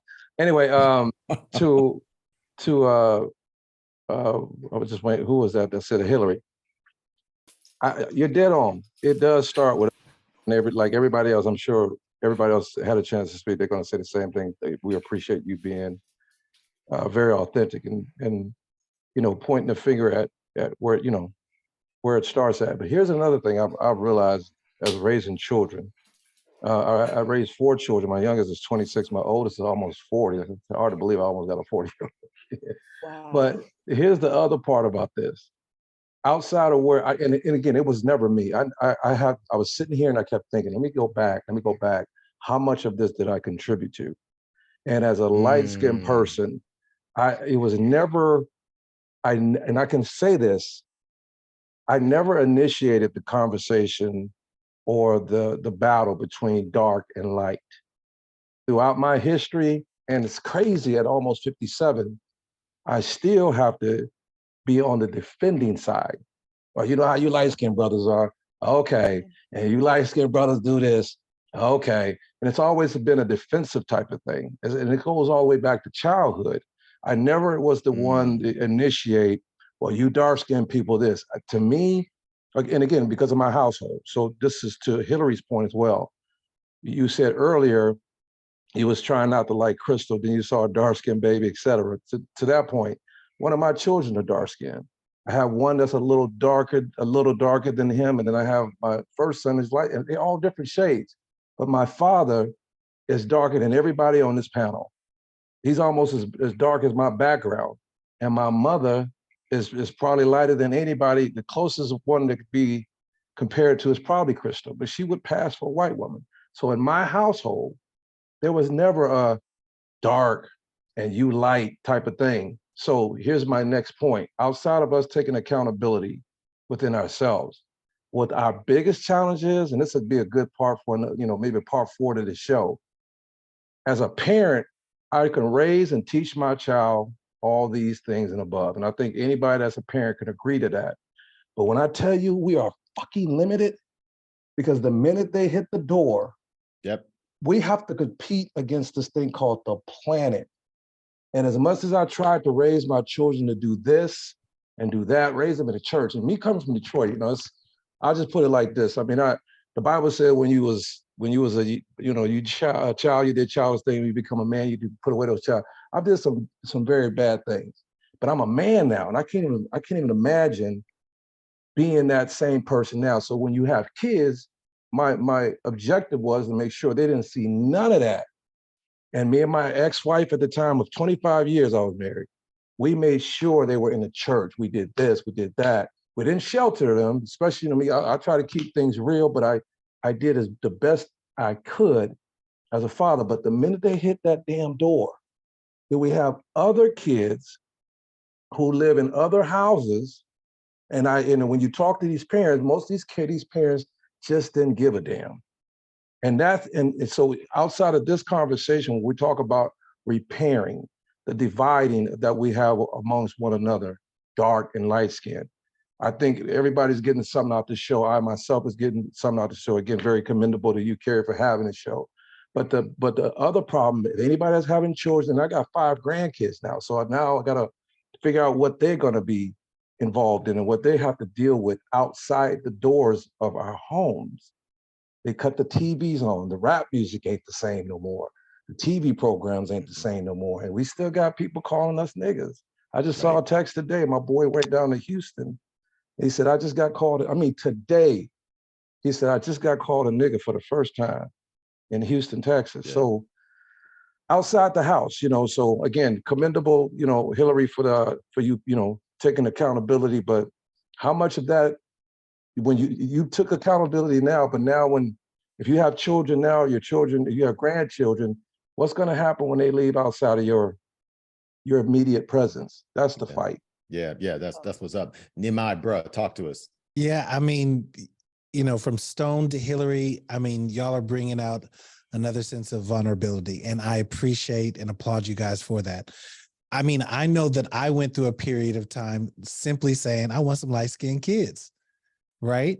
And I am not going to lie. It's because of the simple fact that I was saying that to position them the best chance in society, knowing the complexity of the deeply rooted and the power structures of society when it comes to colors. So I literally was saying to myself, I have no idea where it came from. Where did this construct, where did this context come from by me simply saying, I want light-skinned kids, right? And, and Hillary, I want to applaud you for it. It was like, how do I know my last name is Thompson. So I was like, okay, they should be secure there. How can I give them a name and have them be light-skinned to give them the better opportunity in life? And I have no idea where that came from, but it has to do with everything we are talking about on this panel tonight. And even though I'm deeply rooted into, I'm an author of talking about how we can empower our community, everything under the sun. But at the same time, I still have that notion sitting in the back of my mind because I wanted them to have the best chance in society. And I'm glad we're having this open forum and conversation about it, because it is rooted in not only the subliminal thing that we see, but also what that's happening in our own community. But it has to be a sense of reinforcement that we need to do to take pride in our Black families, in our Black identity, regardless of where we fall on the skin tone spectrum within our community. But I appreciate this conversation because it lets me know that, yes, Hillary, you can be vulnerable. Yes, MJ, you can be vulnerable about the complexities that we've dealt with in life, whether you're on the lighter skin of things or the darker skin of things. And it's just bringing awareness and this accountability that we're doing as an approach to talk about this. And I appreciate it. So I just want to say that. That's awesome. So Nehemiah, you're going to start giving the dark skinned sisters a chance again? I mean, I did, you know what? One of my, you coming back home? What you saying? One of my best college, dark skin. I mean, I have nothing. It wasn't about the woman that I dated. It was about my kids, right? Yeah, I feel you about the next one. Okay, yeah. Tish Norm, I want to go to you for a second, right? So, and then we'll get to our next video. I see you guys hands up, but we're gonna go to the next video and we'll come back to that, right? Actually, we'll go to the next hands after Tish Norm, but I want you to chime on this. So I want to really leverage your expertise with the Divine Nine in the history. Now, we've heard all about the wannabes and the jigaboos. We hear all about the paper bag test. We heard about the split between the AKs and the Deltas. Some say the AKs started, some say the Deltas started. Talk about some of this stuff with colorism as it factored in to sororities and fraternities as we know today, and particularly based on this conversation we're having. Sure. First of all, the history is so wide and deep that it can't be covered in just me providing this answer. Just give us a snippet. Give us a snippet. I'm gonna try to give you a snippet, right? Yeah. We're in this phase now over the last several years where when all of the D9 Founders Days come up, everybody is saying on social media, Happy Founders Day, and all that kind of stuff. About 6.5 years ago, I put a tweet out when somebody wished me a happy Founders Day. And I was like, okay, well, I'm not a founder, but I acknowledge and pave the way. And then I said, AKA history is National Panhellenic Council history, NPHC history. NPHC history is Black fraternal history. Black fraternal history is Black history, and Black history is American history. So I think we have to begin to unpeel the onion to get to answer questions like the one you just posed. Every type of discriminatory practice, whether it was imposed upon us and then embraced and perpetuated by us from the Blue Vein societies, which were not, a formalized group. It was a loosely formalized community, to those brown paper bag tests that you just mentioned, to the pencil in the hair test, or is also known as the pencil test. Those were exclusionary practices that were not just perpetuated within the Divine Nine organization, or at least at that time was referred to as the Elite Eight, right? Those were employed not just in fraternities and sororities, but also in churches, Black churches, in nightclubs, in college, and then also in organizations that took place outside of those communities. So I would say that we have to think about what the culture of Black America was at the genesis of these Black fraternal organizations. These were people who came, first of all, they were just one generation. They were the products of one generation removed from slavery. Okay. And so some of these people came from communities and environments of privilege, because people who were going to college then, not only was it heavy patriarchal, but it was also very white and very male.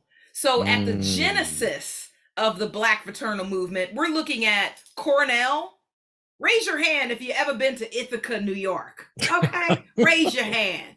All right. Can you imagine? We know what Ithaca is like now. Can you imagine what it was like in 1900?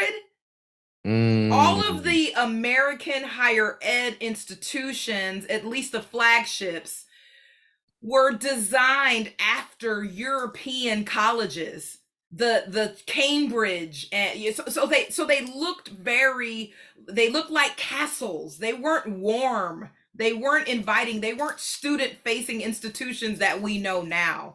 And so at Indiana University, in the home of Ka Psi, Kappa Alpha Psi, another institution, not only that looked like a castle and looked like, you know, an institution from England, but also a very white institution. So we're looking at students, these Black people, Black students who were very different than the traditional student that we know now. Okay. And they came out of communities where maybe their mothers were involved and organized in women's club groups and women's organizations, maybe where their fathers were Masons or their fathers were affiliated and socialized with organizations in the church or beyond. So they came out of these communities with a sense of privilege to even be able to go to college, number one. And then number two, they saw their parents organize, even if it's Bible club or, you know, the Masons. So they saw them in these organizations that way. So yeah, those people sometimes were those, you know, of a lighter hue, because the people who were bequeathed money and land and things like that could have been the offspring of a, you know, slave master and a Black enslaved African. See, I'm careful with my language, Carrie. I'm careful with my language. I don't say nappy. I don't say light skinned. I say fair complexioned or brown complexion. I don't say slaves. I say enslaved Africans, right? And so I'm careful to be intentional with what I say, because we be what we see. Okay. So we have to think about how we can change the lexicon and be intentional about what we say and do. So I would invite everybody, as I close here, I would invite everybody to, you know, start doing your own self-study. Okay. Start doing your own self-study. And I don't mean TikTok. I know we are in that age and that era of social media and we punch buttons and all that. But listen, Hillary, tell your baby, you can't be canceled, okay? We got too much good stuff here. We will never be canceled. Nobody on here will ever be canceled, okay? Because good news never expires. I am an improvement coach, right? A continual improvement coach. So there's no way that you can cancel me. Let me say this, and then I promise you I'll be out. When you said this earlier about giving love to MJ, Carrie, I had to bring this up. My soror sent me this. She DM'd me this on Instagram 2 days ago. So it's kind of serendipitous that you mentioned that. This actually is a graphic, everybody. And if you want to see it for yourself on Instagram, go to 25_BWB, as in black, white, black, 25_BWB. The first image is of a woman who looks like she's drowning, and it's a Black woman, and the caption says, Black women dealing with trauma and suffering. So it looks like a woman that's literally drowning. The next picture is society giving her a hand. So you see society kind of throwing a hand at her there, like, we'll help you. And so right when the society is reaching for the Black woman's hand, instead of helping her, they give her a high five and say, you're so strong. And then the last picture is that Black woman's hand eventually going underground like she's drowning. And so I want to once again draw your attention and be intentional here with our words, because that word strong is very, very often associated with Black women. I've even had a massage before, Carrie, and the lady in the massage parlor, she was beating me up like I was black and blue. I was like, girl, can you be a little lighter, please? But because the stereotype that Black women aren't soft and gentle and delicate and loving and supple. It's the we're the principals and we're the police chiefs and we're the heads of our house. So I want to challenge our listeners and our viewers to understand that Black women aren't strong because we want to be. We're strong because we have to be. And trust me, like Mary J said, I don't want to be an independent Black woman. I want to be dependent on you. Okay. I want to be going to play tennis on Monday mornings at 10 o'clock like all them other people are doing. I don't want to have to get up here and work and all that kind of stuff. So I want you to understand that that strong adjective, that label that gets slapped onto Black women oftentimes is not necessarily a badge of honor, but more of a mantle of responsibility out of necessity. Wow. Woo, you said a mouthful there. You know, one of the things too, Tish, we talked about in the last podcast, we had Dr. Chris Marsh from University of Maryland, and she talked about this concept of the halo effect. Yeah. The freaking halo effect, which means there's these certain set of assumptions, positive assumptions that are just wrapped around people based on the color of their skin. You're more intelligent, you're more thoughtful, you're more nicer, you live in a nicer neighborhood. You not only went to college, but you probably went to someone like Stanford, Harvard, or something like that, right? And you're easier to get along with just by the color of your skin. And I thought that was interesting, that contrast that essentially suggests a very antithesis when it comes to dark-skinned Black women. So now we see where this dynamic is kind of going, right? Hey, Carrie, Chris is my girl. Can I tell you that we were on the phone 15 Oh, you know Chris minutes? Marsh? 15 minutes. She was like, girl, I got to go. I'm getting ready to get on a podcast that's in LA and I got to wake back up. We were on the phone probably 15 minutes before she logged on to this. She's in South Africa right now. She's in South Africa right now. Yeah, right. That's my girl. Oh, that is wild. That's wild. Yeah, she's going to be featured at the gathering spot on the 6th on the 5th. On the 5th of April. I'll be there. Yeah. Awesome. Yeah. No, in Atlanta, just when she's going to be in Atlanta. And then she's coming to LA. Okay, we're gonna go to our next video. I know some people had their hands up, but we're running short on time, so as much as we can. If we gotta go to a podcast number 5, we'll do it. That's all good in the hood. But right now, we're gonna we're gonna really start to thicken things a little bit to really get down to the core. A lot of stuff that's going on. We're gonna talk about privilege, and I'm gonna put some of my brothers on blast, and we're gonna ask you guys some things. We're gonna both, but we're gonna really focus on the men on the next side. So we're going to talk about privilege, right? So let's cue up the video and we will discuss on the other side. Cynthia, you're itching and you're squirming in your seat over there. Are you jealous? I am. Are you jealous?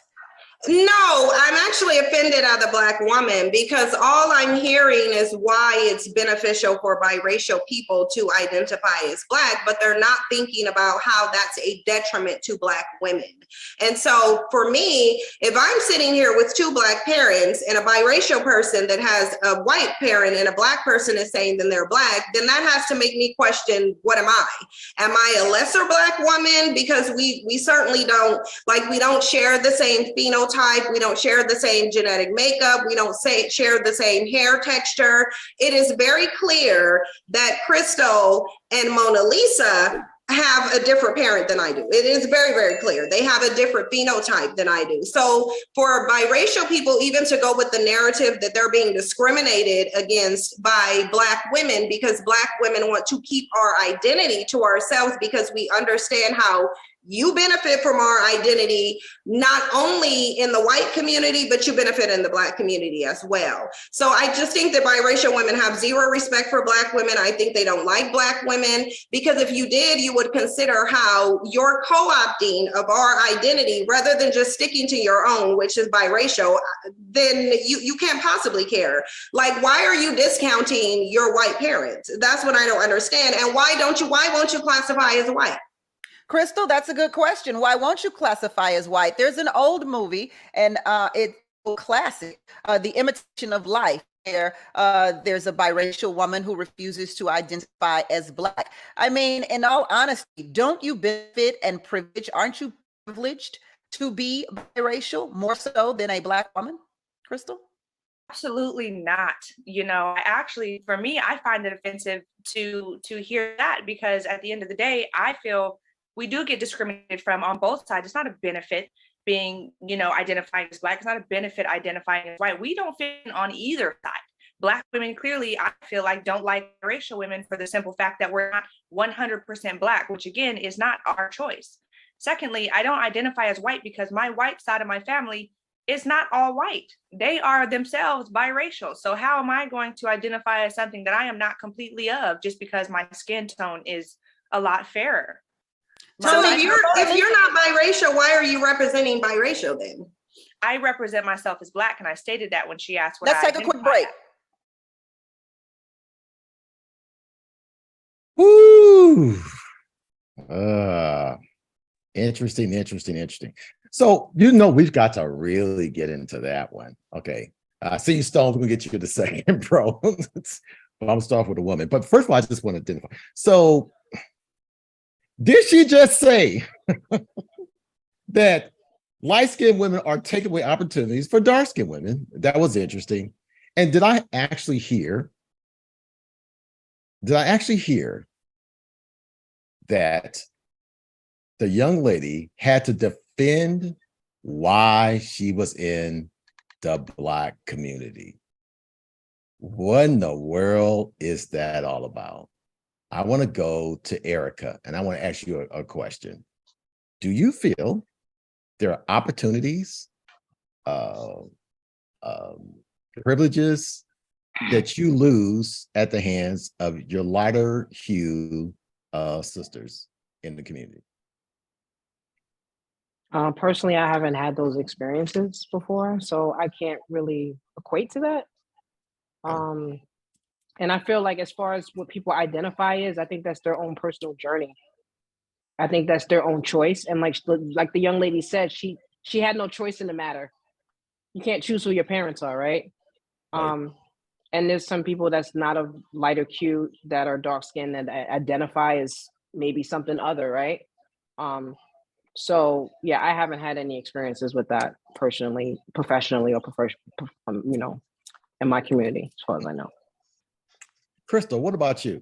Do you feel as though that y'all snatching opportunities for the darker sisters? Would you admit to that, or is that just I mean, she literally said, you know, if you just identify as biracial, not as Black, you open more opportunities for us Black sisters, which I thought was interesting, because I'm looking at her and I said, well, aren't you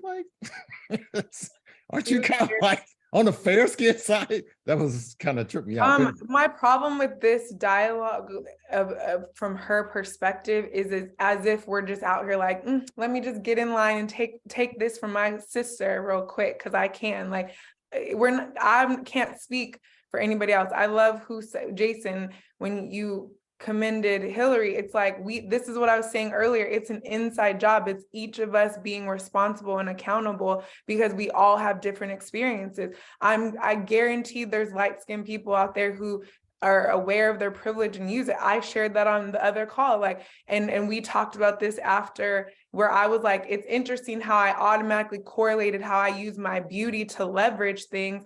And I correlated that with being light-skinned because that's what society says, right? It's not because I'm saying because I'm light-skinned, I'm beautiful. There's some ugly light skin, there's some ugly every color skin, right? Ugly is still objective. And then there's also a standard of beauty. So there's so many layers to this, but I guess I will summarize it to a close of just saying, like, for me, I have a problem with it being such an attack, as if we're taking away from, instead of acknowledging that, yes, it is very apparent, the lighter your skin, the more you're deemed by society as better than. That is not a personal thing. For me, I'm not going to say nappy hair, but I was told I had nappy hair my whole life because amongst my siblings, I got the bad hair. I got the kinkier hair. It was harder to brush. I didn't have the same grade of hair as my sister and brother. I had bigger lips. I mean, it blows me away how these women are pumping up their lips to look like mine, but I was always self-conscious of my lips growing up because I was the first thing. Look at that bottom lip hanging. Everyone in my family always hit my bottom lip. So I never felt beautiful. I have my dad's features, so I didn't get the white girl features, even though some people will say they do, but I got more of my dad's features compared to my siblings. So I always felt actually more Black in my family than society when I was amongst Black people would tell me. But then when I would go amongst Black circles, that's why I wore my AKA sweater tonight, because I became an AKA because I wanted to know my history. I wanted to know my Black side because I didn't know that. My mom couldn't teach me that, and my dad wasn't around to teach me that, nor do I think my dad even knows, right? And so all of that to say, it's just like, I just didn't like how she's like, y'all are taking it and y'all can't care. You can't possibly care. It's like, girl, please, like, let's not be so far left that you're like singling out a whole light-skinned situation as if we're all doing the same thing, because we don't all have the same experiences nor intentions. Gotcha. So Hillary, since you've been celebrated and celebrate keeping it so real this evening, right?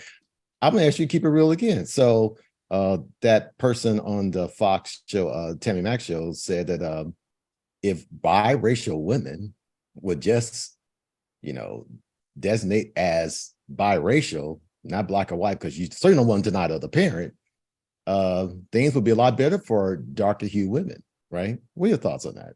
I mean, I understand that you're in this place of evolution and of like being you're the person, you're this place of you're in this personal renaissance. You gotta go get this personal renaissance going on, right? Yes. But let's talk a little bit pre-renaissance, right? Okay. Did you kind of feel that way? I'm only a weekend with my healing, right? So I still felt what she was talking about, because I think the thing we're going back to is what her experience was, right? And listening to her, well, look like she's trying to speak for a lot of women. No, she ain't speaking for me, because I felt like if I was there, I would say, girl, hey, stop. Just hush. You doing like, who took your man? A light-skinned girl took your man? Because you mad at like every biracial woman there is. And I understand her, but I see so much more pain. You know what I mean? And my thing is, if you get bit by a dog, you're gonna always fear dogs, right? So in her situation, she probably felt like, hey, something happened. Something definitely happened that made her feel like that and go into her adulthood life to still feel like that as a Black woman, I have been in situations where, yes, I have lost opportunities to biracial. I don't know if they were biracial or if they were just lighter. And I went through like my 20s. I'm not going to say not liking them, but I got to a point of my life where I had to realize they Black too. That's still my sister. How can you come to a point in your life where you learn how to celebrate one another? You know what I mean? But I'm not going to take anything from her. Somebody pissed her off, like I say, and she's taking it. But I definitely can relate. I can relate. I have a few stories where, I lost opportunities to a person being lighter than me and actually overheard the reason being because they were light. And I was like, damn, for real? You know what I'm saying? And it hurt me. And it just always made me feel like the light-skinned chick was my competition. Like, I'm going to get it before she do, because I got to fight harder and I'm going to come in kicking. If I got to knock all this shit down, I'm going to win today over this light-skinned woman. And that stuff, like she's projecting. I have projected before. So I knew where it was coming from. But I just wish she would talk to Miss Trish and get over Tish. Is it Tish or Trish? I want her to talk to her, just get over it. Too. And Dr. Stan, she's a psychologist. Yeah, it would be interesting. Okay. I want to chime in right here on what Hillary said. If there's an issue to be had, if you want to, between the dark-skinned woman and the light-skinned woman, and thinking that one is being preferred over the other, the conversation is with the brothers. That's who you talk to. That's what we're going next. It's the brothers that's making these choices. So that's just like with two women, and the man is cheating and the one woman is mad at the other woman. The brother is the common denominator to the conversation. So let's keep it 100. Yeah. Jealous. We about to get there right now, MJ. But Crystal, you gonna say something real quick? Go ahead. I'll just say it very quickly. Yeah, very quickly. Another thing that my daughter said when we were listening last week is she was like, Mom, this is so true. She said there's boys, she's 15. She said there's boys that are always like, ooh, your sister's talking about two of her sisters are going to be the ones that are going to get all the boys and da da da. So these little boys are already pumping my daughter with insecurities that she's less than the lighter skinned girls. And it's like, but when I look at my daughter, she reminds me of this girl on the screen. She's fairer skinned than her. So it's like, I don't even look at her, but then it's like, that in itself is so confusing because it's like, what exactly is light skin? Because there's so many shades and all of that. But anyway, so I just wanted to kind of lob it back up to the men. Like, we do get to be like mindful of what you brought up that one time about how they're being programmed that light skin is better and best. And it's perpetrating into these young girls. And then I think it was Tish who said, like, being strong is not like something we want to own. And I think that there's also that connotation that the lighter you are, the more feminine and soft. Well, maybe there's an energetic, subconscious energy that's like, I got to fight for what's mine because these light-skinned girls are getting ahead in those opportunities, right? And so subconsciously there's a rougher energy, I would say, and then all that. So yes, please address the men. I want to hear what you guys have to say because it broke my heart for these little girls. Yeah, so Stone had his hand up, right? So, bro, we're gonna go to you, right? Okay. So part of the privilege, and I'm saying this not because it's been said here, it's been said outside of here, right? Talking to men and women, right, of our community. That part of that privilege is not, I mean, there's often concerns regarding employment and things of that nature, but really, because with this proverbial depletion of good available Black men in our community, that there seems to be a preference to women, Black women, who are of a lighter hue than of darker hue. So I'm going to ask you a very direct question. You can answer how you want to. You kind of already said it before. I think you were kind of like you equal opportunity that in that regard. But just for the formality of it, do you think that lighter skinned women are more feminine and more approachable than dark skinned Black women? No, this is I'm gonna do my best to keep this short. Matter of fact, I'm gonna keep it short because this is really, really too deep. I know we started off as far as the opportunity that's being taken, what darker skinned women think the lighter skin are taking the opportunities away. I just want to briefly speak on that.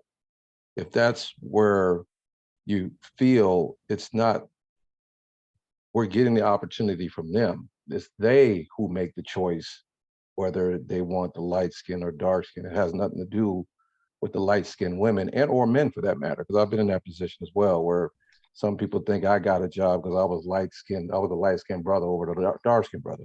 Okay, that aside. As far as this thing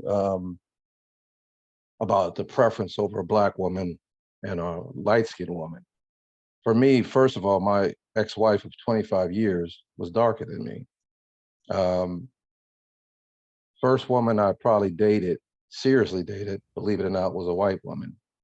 The rest of the majority of my life were darker skinned women. And then later on, I dated different nationalities, from Mexicans, Puerto Ricans, Asians. I'm setting that all up to say this. I have never really let's say I haven't got into a preference of skin color, because I think it was said earlier, and I want to premise this.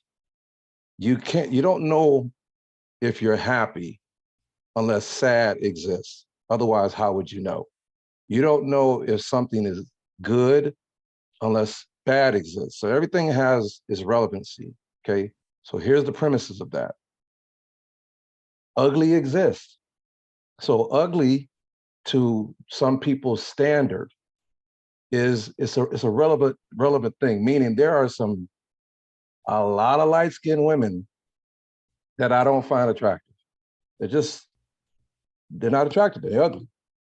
And then there are some that are very beautiful. And preference-wise, I've dated them. But it had nothing to do with because they were light-skinned. On the other side, there have been some midnight dark chocolate. I mean, we talked about hair. Some were bald. I dated a bald-headed woman before. Some women had the kinkiest hair, but they were as dark as you can imagine. And I was in love with that woman based on preference, because I felt at that time when I was dating that woman, she was beautiful. So, this thing where it goes back to the overall dynamics of this conversation. I said, this is pretty much going to be my premises. It's the us who keeps us confounded. For what I find is beautiful, if I see a woman that's dark skinned, oh, she's beautiful, I'm gonna probably holler.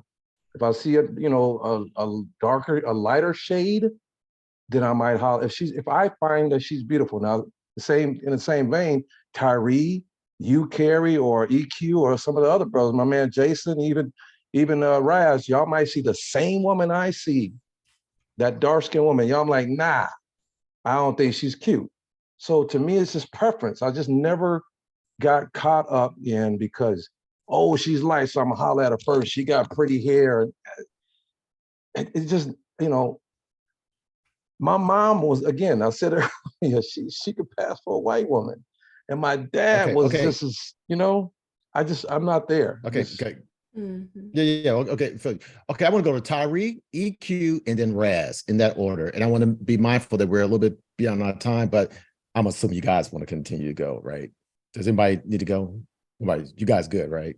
I figured you would be. Tyree, go, bro. Go. All right, yeah. So, man, so one of the things that's coming up for me is an experience I had with my mom when I was younger. My mom's about my complexion, rest in peace. And I remember we were at the mall, Ontario Mills Mall in Ontario, California, and she tapped me. We walking, we go get some school clothes and stuff like that. And she like kind of elbows me. She's like, Tyree, look over there.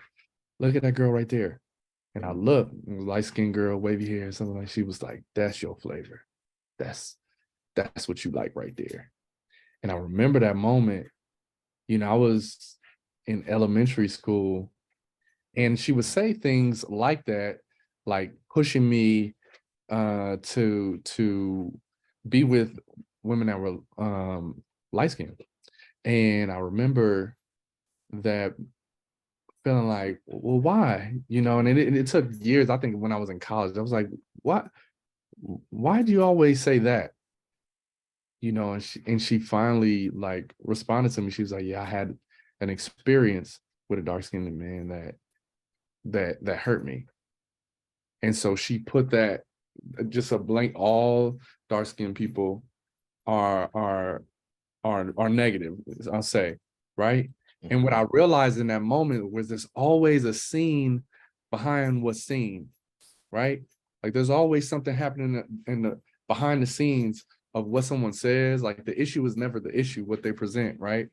It's not that all black folk, it's like, oh no, back then you had this experience and now you're passing down that trauma, you're passing down, or the impact of that trauma down to me.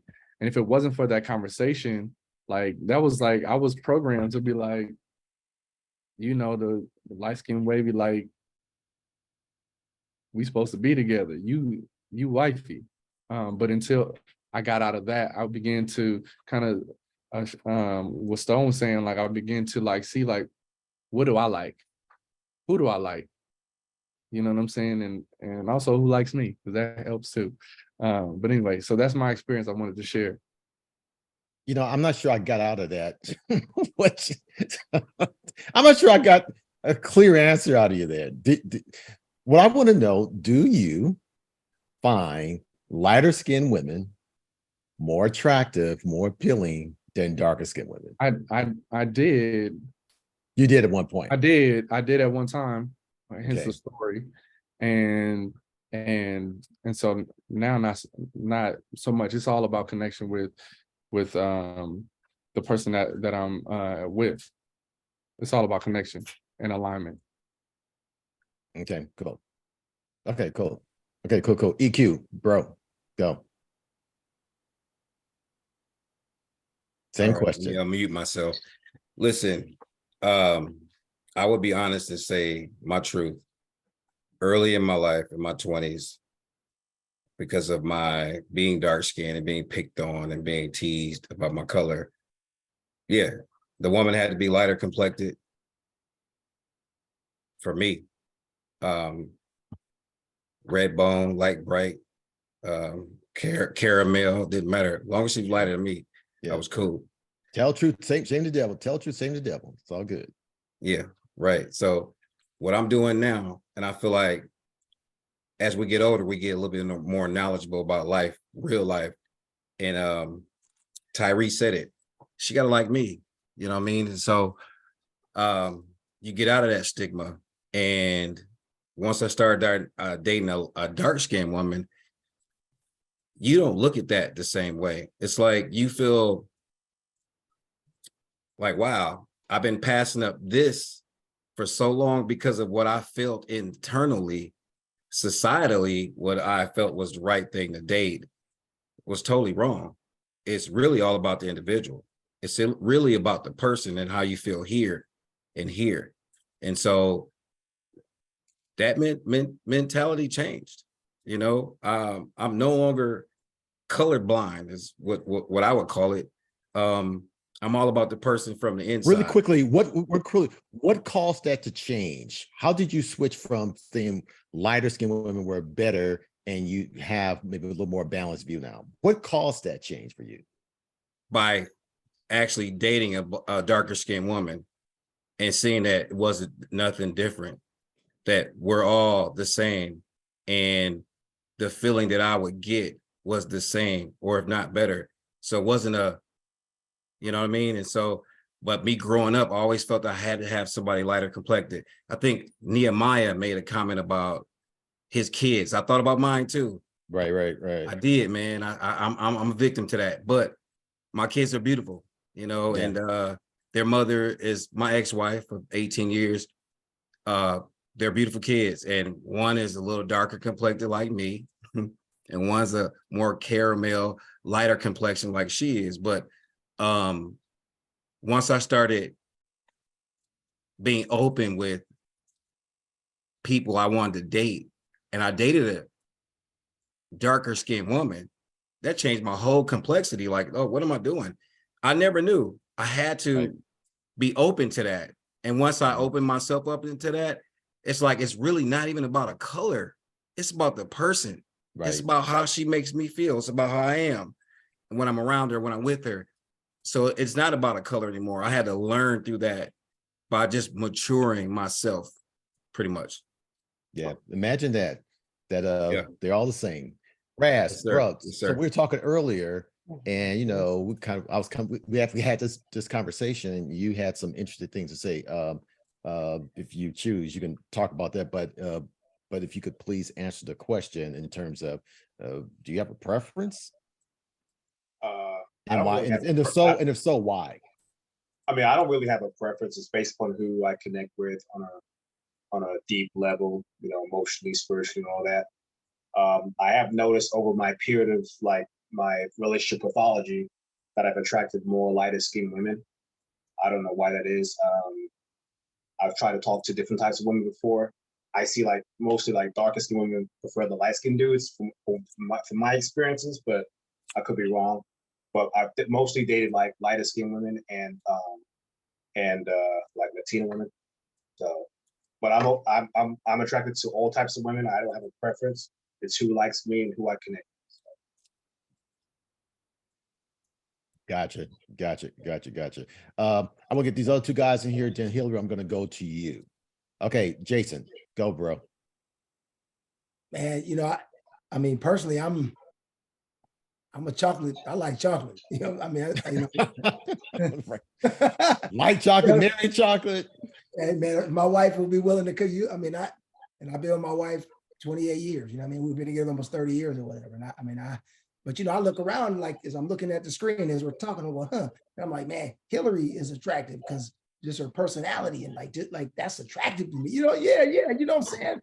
God, she's gritty, and I love that. And Erica, Dude, you trying to flirt? You better be careful. Your wife in another room. You trying to flirt? What you trying to do, bro? Was hella secure. She know I ain't nothing. I can't do nothing. And I'll be a fool to leave. Yeah, I ain't the man I used to be. I ain't stupid. That's one thing I'm not, is stupid. But okay, gotcha. Erica, beautiful. You know, so I think about, for me as I get older, but younger, I've always been attracted to darker. Not always, but I think I shared in the first video, the first session, that I had something, I didn't really think Black women were attractive when I was a youngster, like 9 years Yeah, maybe old. say that. Yeah. Yeah. And a white woman told me that's not true. She said Black is beautiful. Something happened. I just was like, wow. And so for my whole life, like that has been my attraction. But man, now that I'm older, man, you got to have good credit. You know what I'm saying? You can, if I, man, that would make you attractive, right? Yeah, That you can't have FICO. no big booty. Yeah, you better know how to invest. You know what I'm saying? But that's, yeah. So that's where I'm at. Yeah, that's funny. That's funny. Okay, Nehemiah, we're gonna wrap it up. Then we're gonna go to Hillary, and then we're gonna go to wrap up our session. Go ahead. I'm the worst to ask on this. So, bruh, you know what? Tell the truth, shame the devil. It's all good. Hey, put it out there. Right, dude. This is a healing session. It's all exactly. good. I'm healing, but it they was know your address. Go ahead. Tell the truth. Tell the truth, bro. It's not. It's just a preference. Just a preference, not a whatchamacallit. But it was always, I was attracted to the Eritrean Ethiopian woman, right? It was that. So everything reflected from there back. So if that led to someone who was light-skinned or light complexion, then that was, so be it. But I was attracted to those, that cultural people first, was Ethiopian, Eritrean, Somalian, Tanzanian, something of that nature was what I was attracted to. So yeah, so a lot of them were light skinned, but my ex-wife, she was, darker than me, so, and from then on down it was, but it's still just, the baseline attraction was that first. And then, so, but yeah, that's just where it lined. And I think this, and from on the panel, and I always say this, I always say light skin women go for darker skinned men, or light skinned men go for darker. That's just always been from my circle of friends. I've always seen that be the dynamic that happened. So I just think that that's whatever you are, you typically go for the opposite more times than less. Yeah. Yeah, that's interesting. Okay, Hillary, we're going to go to you. Then we're going to go to our final question, begin to wrap up, and we're going to go to Maya to answer our next question. But Hillary, go. I think I was a little curious to know, like, if the brothers was really being honest about, how they feel about lighter skinned women. I don't feel like y'all was being as honest as you could have been. Nehemiah, is it Nehemiah? Did I say it right? Yeah, you did. Yeah, right? Nehemiah, like the Bible. Yep. Yes, I appreciate you just, being transparent. I'm not saying that y'all liars or nothing like that. Other brothers. I'm just saying I think that y'all ain't being, hey girl. See, Jason, light-skinned dude with a dark-skinned wife, Yes, it just is what it is. I just feel like maybe I wanted y'all to be a little bit more honest. I didn't feel it. I didn't feel like y'all was being honest. And the reason is because I have guy friends who are darker or whatever, and we talk about things like this as far as, my preference is this because of this. Like you say, you wanted to have a lighter complected woman because I want some light-skinned babies, because guess what? It'll be easier for them in the world. Yeah, that was my honesty. That was my honesty. Too, when I used to draw pictures, and it's funny because when you said that, I was like, oh shit, I used to do the same thing. Mm-hmm. I used to draw a picture of light-skinned kids with blue eyes that look like Jason. And I was like, this is what my baby gonna look like. You know what I mean? And I thought that I had to I'm gonna go for a white man. But one of my uncles, I forgot which one, he told me, he said, make sure you stick with a darker brother or whatever. And I was like, why? He said, because when you start to dipping into the lighter complected brothers, they make you weak. Because creamer makes coffee weak. So they're not strong enough for you. And so I my whole life thinking, I ain't messing with no light skinned man. He ain't finna fight for me. If something happened, he don't have my back. You know what I mean? That's how I was programmed to think, until I had to decide for myself, like, this is stupid. This, like, he light skinned. I think he handsome. Why I can't talk to him? That means he can't fight because he light skinned. You know what I mean? But I had the mentality that, like I said, lighter complected brothers were weak. and they Yeah, couldn't yeah. protect me.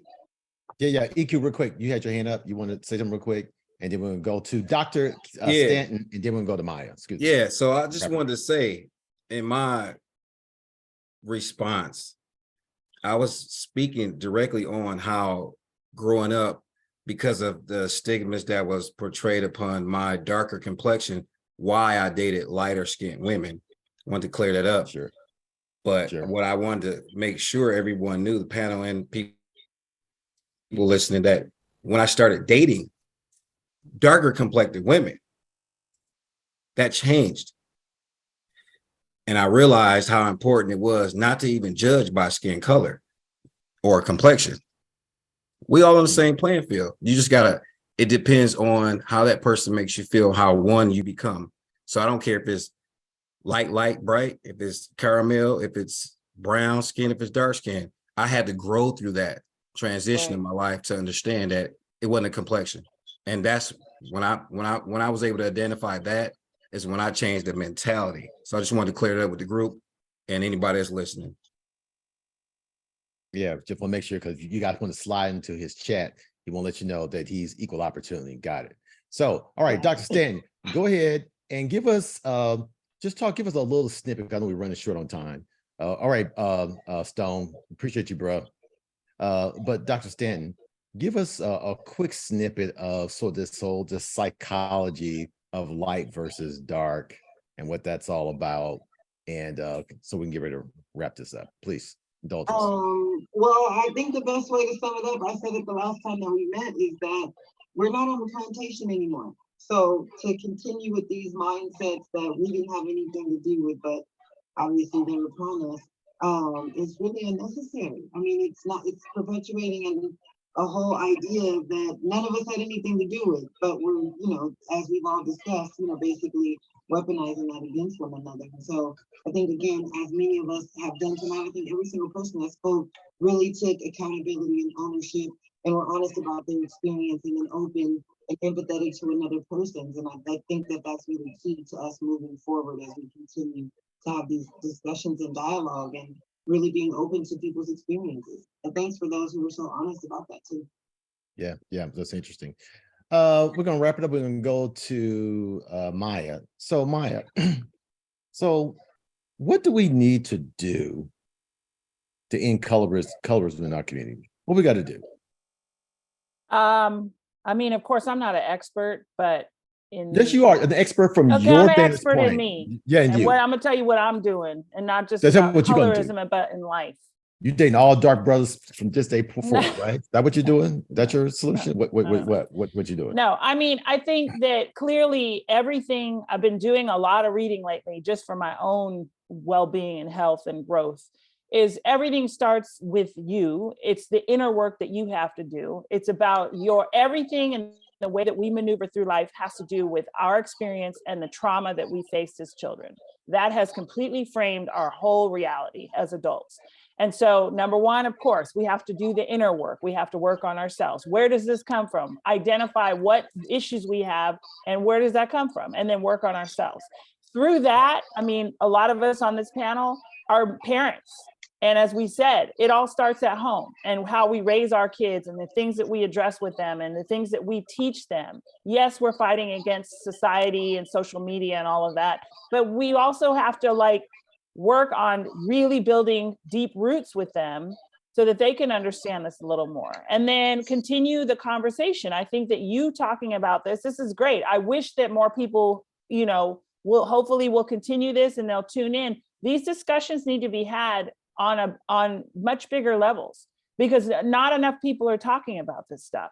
And through this discussion, just even in today's podcast, we're learning stuff. We're all learning stuff about each other. We're all realizing that we all have trauma. We all have struggles. There's so much that we are being enlightened about each other. And then because we now realize we are all struggling, we all have trauma and we all have experiences that have brought out so much pain. Through the pain is how we connect. You know what I mean? And so then we rethink how we are. And I just think that somehow or another, this discussion needs to continue because we have to move forward and heal Otherwise, we're going to keep doing this until, you know, our children and our grandchildren, they're still going to have the same issues. And at this point, it's ridiculous, because the reality is we're all mixed. It's not a competition. It's not who's blacker than who and who's the, I mean, it's ridiculous. And as a community, like, we really need to come together. The whole point that this all started because it's divide and conquer. If we all stuck together, there's no stopping us. But that's the whole point. It's rooted in that. And we have to stop the division. I want to stand on my feet and give you a big round of applause. That's awesome. But we're going to wrap up our evening with Tish Norman. I want you to draw from all your expertise in Pan-African studies, all the stuff you know about the Divine Nine, the history, and what's said tonight, and just you being a Black woman living in America. How do we get past this, Tish Norman? Talk to us. Gosh. So listen, First, let me say this. Peace and acknowledgement to Reverend Clem Norman. Today is my father's 79th birthday. He has crossed over. He has crossed over already. He's probably up there playing golf. But I want to acknowledge that it was my dad's birthday today. And Dr. Anita Polite, who introduced me to Lori, who made it possible for me to be here. I think we have to acknowledge and recognize that it exists.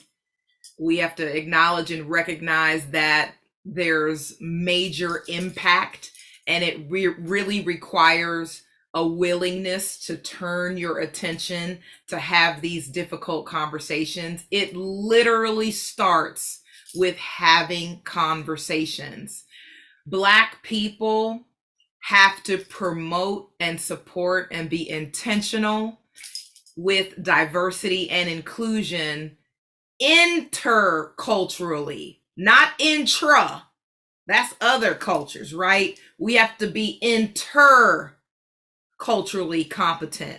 So that's drawing more awareness to how we are diverse and to be intentionally inclusive with promoting more people that look like, Viola Davis in all of her splendor and glory, than the typical type of character. One of the worst portrayals, I promise you, and I think he has an issue with, if you start to unpeel the onion, is Eddie Murphy. One of the worst movies that I hate he ever put out was Norbit. It was kind of funny, right? But he put out Norbit, which, in my opinion, it really perpetuated the beastly, overbearing, aggressive, rambunctious, evil nature of a big black fat woman who beat him up literally, mentally, emotionally, spiritually, physically, and him loving and turning his attention and vying for the fair complexion, small Tandy Newton, or whatever her name is, right? That character. We have to challenge. We have to challenge media representations, and we have to promote diversity, equity, and inclusion interculturally. And it really just requires an effort for parents to continue to be the first and best teachers to their children, so that they can say, like Stokely Carmichael coined in 1966, Black power, like Black is beautiful. Take on that sort of, embrace that we come in butter pecan, white chocolate, dark chocolate, vanilla. We come in all hues, but we're all beautiful within our own right? So thank you guys. Listen, my name is Tish Norman. I'm the moderator of Conversations That Matter. Y'all connect with me on LinkedIn. It's my pleasure to have been on this conversation with all you amazing humans tonight. And I put my LinkedIn in chat, so let's feel free to, stay in touch. Carrie, let's stay in touch, man.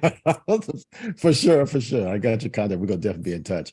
And well, thank you, Tish. And we'll wrap up with this final thought. Matter of fact, I got this from talking to Nehemiah. He used this analogy of an octopus, which I thought was very interesting. you know how octopus has like 8 tentacles, right? So there's a head and there's these 8 tentacles, right?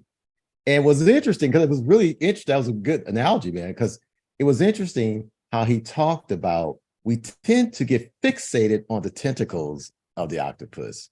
Absolutely. And we never look at the head. You want to talk about that real quick, Nehemiah? Absolutely. It's an analogy that I use in my book, Black That to Wealth. And we talk about that there's a head and the octopus moves in a way, in a direction, but it takes all the tentacles with it.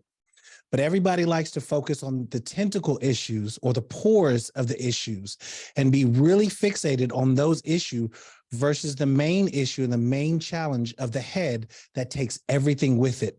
And that's the main thing that we need to do as, in our Black community is focus on the head, not the tentacle issues, not the pores that are within the octopus, but the head that takes everything with it. So I use that analogy with Carrie when talking about this, but it's very important that we come up with and discuss the foundation of where this all stems from, what we can do as a community to have colorism be something of the past.